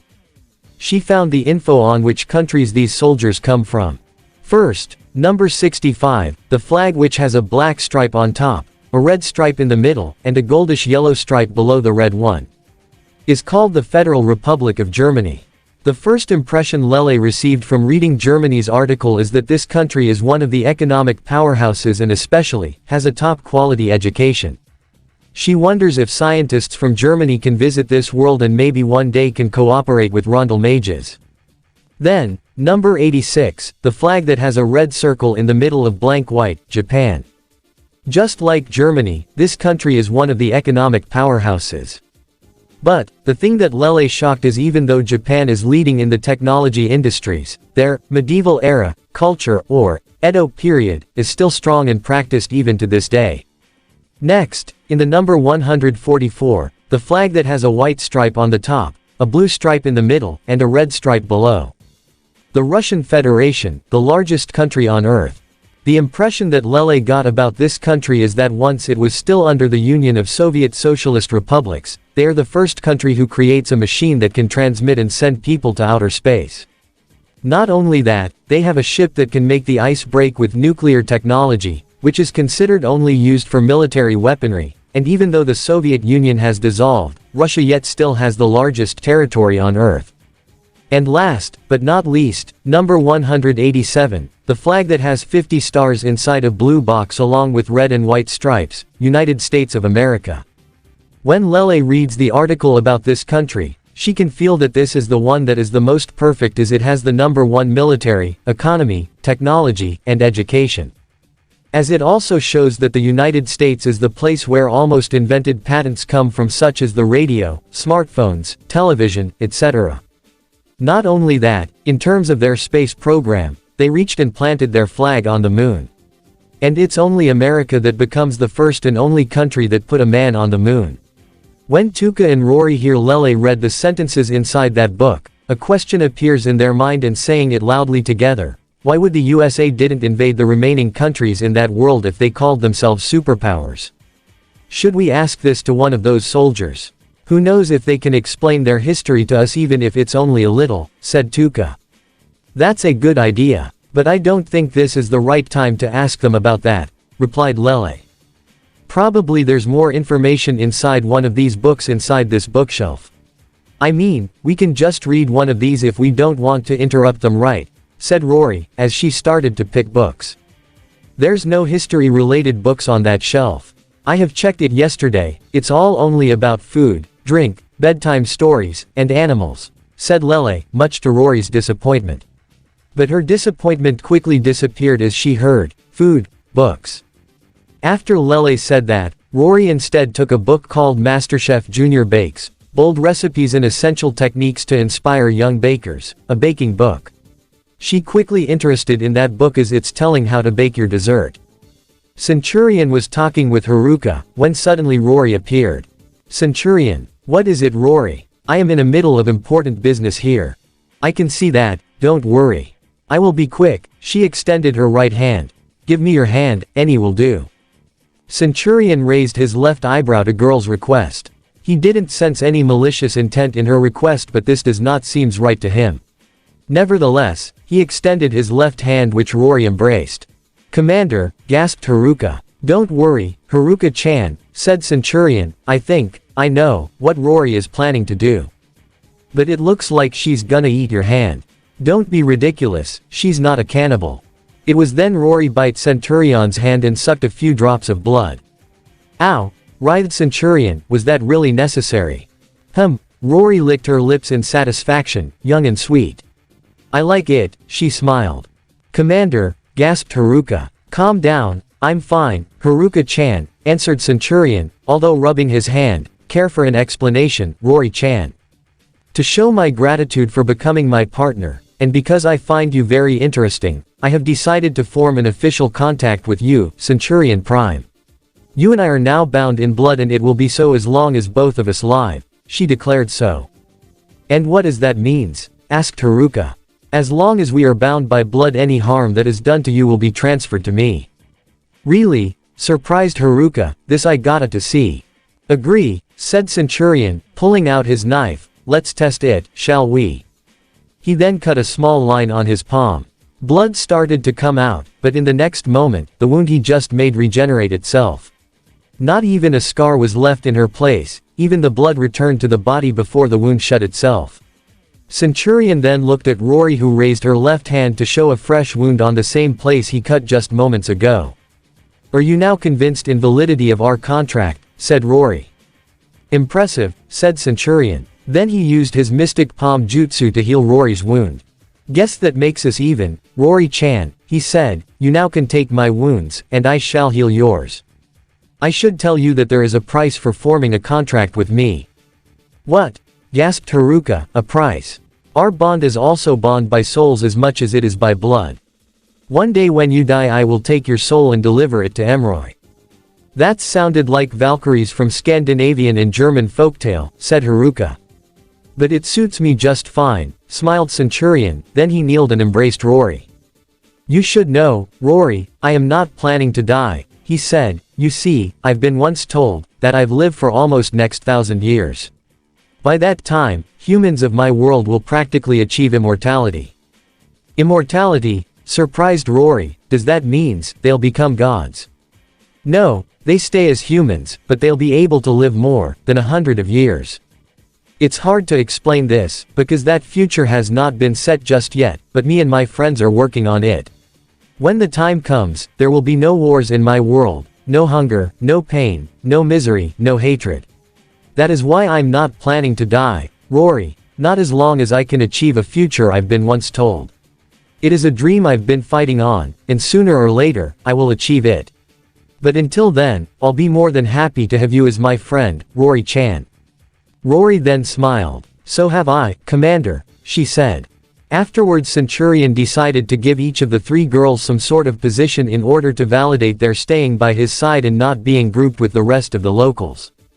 And so Lele became cultural experts attached to the ANF, Tuka became their expert on elves and Rory became religious advisor. Not everyone liked his decision initially, but since then their work has spoken for themselves. The value they gathered on the world thanks to these 3 is invaluable, more than they could ever hope to gain by interrogating the locals. It also helped Centurion with his own theories about this world. And today he was in high hopes he will receive answer to one of his burning questions ever since he learned about this world. It was now quite the normal situation for all 4 of them to focus on their task and not speak for hours, despite being in the same room. This time however, the silence only lasted for a few minutes until someone knocked on the door. Come in, said Centurion. It was no other than General Hazama entering his office. He closed the doors behind himself and saluted Centurion. General Prime, sir, Centurion nodded and pointed him toward free seat in front of his desk. Hazama sitted down, not paying attention to any of the 3 guests in Centurion's office. Do you have the reports, General? Asked Centurion. Yes, sir, what do you wish to hear first? The news from home. Let's start with how they answered to this situation. This also interested the 3 girls. They too wanted to know how Centurion's superiors will react to the fact that he took in refugees and sheltered them from any potential harm. Well, officially we have received commendations from both Prime Minister Tsurugi and the Diet. In addition to that, UN and the leaders of the Big 3 sended their praise for helping the civilians. They also promised aid for the refugees in terms of food, water and medications. Great to hear. Now tell me unofficially, how did we go? Hazama sighed and tossed the report to Centurion's desk. To say that the radicals in our world were outraged by what you did, sir, would be quite the understatement. I cannot begin to imagine the job you put on poor General Marcus's back, but it is only thanks to him and Prime Minister Tsurugi himself that you are still in this position, Commander. I know that, Koichiro-kun, sighs Centurion, but I always give General Marcus enough ammo to use as a counterattack against them. But that can only work so far, sir. It seems that with each new situation you are putting more and more pressure in Marcus. Tell me, what are you planning to do if one day he cannot contain the situation? Quite simple. I will take all responsibility for my actions, like a true man should. That is not the solution, Commander. The men serving under you are going to suffer in that case. And that is why I am always making sure to be the only one who is to blame for the actions of our task force. I would never allow anyone under my command to suffer for my mistakes. Hazama sighed. You do know, Centurion, that your self-sacrifice is what puts everyone else in difficult position as well. Usually the more someone is prepared to sacrifice himself for the community, that same community will try their best to keep him safe as well. That is not how it works for everyone, but in general it should be like that. Let's just hope it will never come to that, and that also means that you calm down a bit and let the situation settle. Centurion just nodded. Sounds like politics in your world are complicated and ruthless as they are here, Rory stated. You have no idea, Rory, answered Centurion. It's one thing you have to fight battles on the open battlefield, but against politicians is quite difficult. These are not the kind of people you could kill with the gun. And then there's also the liberals. Now those are the people you won't want to meet. Are they vicious? Asked Tuka. Vicious is an understatement, Tuka. These people would use just about any dirty trick in the book to get their goals. Lying, cheating, falsifying facts for them is basically the way of their life. They hate everything that any strong state represent to them, like the army, the police, the strong government, you name it. They always throw so much dirt on them that can make any pig look much cleaner, and they also willing to make deals with anyone, including the enemies. Like the Empire? Asked Lele. Bingo. If these people would got their way, they would probably first thing to do is to go straight to Empire's capital and then crawled to Molt's feet, asking him for peace. Ah, frowned Rory, disgusting. You can say that again. As you can see, dealing with such people is like dealing with a dirty pigs. If you girls should go into our world and meet with any of these people, a word of advice, never show them your weakness or they'll turn you into a laughing stock. Not me, stated Rory, I'll show them, that nobody mocks the apostle of Emroy. That's good, Rory, but tell me, can you fight with words, the way you fight with your halberd? Certainly I can. Good then. Centurion looked toward Lele. Speaking of which, did you finish your research? I did. Do you want me to present my results right now? What research? Asked Hazama. One that will provide an answer to the question I have been asking myself ever since I learned about humans from this world. Go on, Lele. She nodded and putted several pieces of paper on Centurion's table. After looking closely at the subject, I determined that there is enough evidence for your theory to be correct. Exactly what theory are you talking about? Asked Hazama. That the humans from the Empire are descendants of Romans from our own world. What? Gasped Hazama. He looked at Lele. Is this true? There are certainly a lot of parallels to draw such conclusion. We humans first appeared in this world some 2,000 years ago. In your own world, that was the time when this Roman Empire was at its height of power. I can definitely see the parallels, the way how Senate works, the way how Emperor acts, imperial military strategies, architecture and so on. The similarities are pretty obvious, and even the language is almost similar. I've came up with the conclusion, that it is possible at some time a gate appeared right in the heart of the Roman Empire. The Romans then decided to send a legion to investigate that world. During which, they've probably established an outpost or a small city, thus explaining that structure similar to Stonehenge in our world. After that, the Romans formed a colony here, made from several nobles and peasants. Then, one day, the gate closes, leaving the Romans here trapped. Unable to return, they've decided to create the empire of its own. At first, it was a republic, but after several other circumstances, they've decided to select a man, who would be their new emperor. Thus the empire we all know today came to be. While in our world the Roman Empire has collapsed because of the barbaric tribes, here they only had non-humans to fight originally and using their own race as a unifying factor, which was able them to survive. Hazama took a few seconds to think about everything. It sounds right, but I have one question. What about the humans from various kingdoms we faced on Alnus? Where did they fit in the grand scheme of things? Not all humans are part of the empire, even if they originally started like that. Many decided over time to leave the imperial lands and settle up somewhere else. The emperor allowed for such things as that would further spread human dominance and create new human settlements all over this land. Many of those settlements grew over time and became powerful kingdoms in their own right. Some wars were fought between these kingdoms and the empire, but in order to keep the idea of unified humanity unscathed, the emperor allowed for such kingdoms to exist as vassals of the empire. That is, keeping their independence but being required to aid in the empire's defense in the time of crisis, just like in Alnus Hill battle once our own army advanced on this world. That sounds real great, Commander, said Hazama, you certainly did a lot of work here. Well, I did have some help from my friends, smiled Centurion, smiling at the girls, who smiled back. Now, I think, we've done for today. We sure did, said Rory. By the way, can we visit the new baths they've set for us at the refugee camp? Sure, girls, smiled Centurion, enjoy yourselves. Thanks, Commander, and with that, the girls leave Centurion's office. This is the end of part 7 of this What If. I hope you guys like it. Leave a comment down below and subscribe to the channel to see more amazing contents.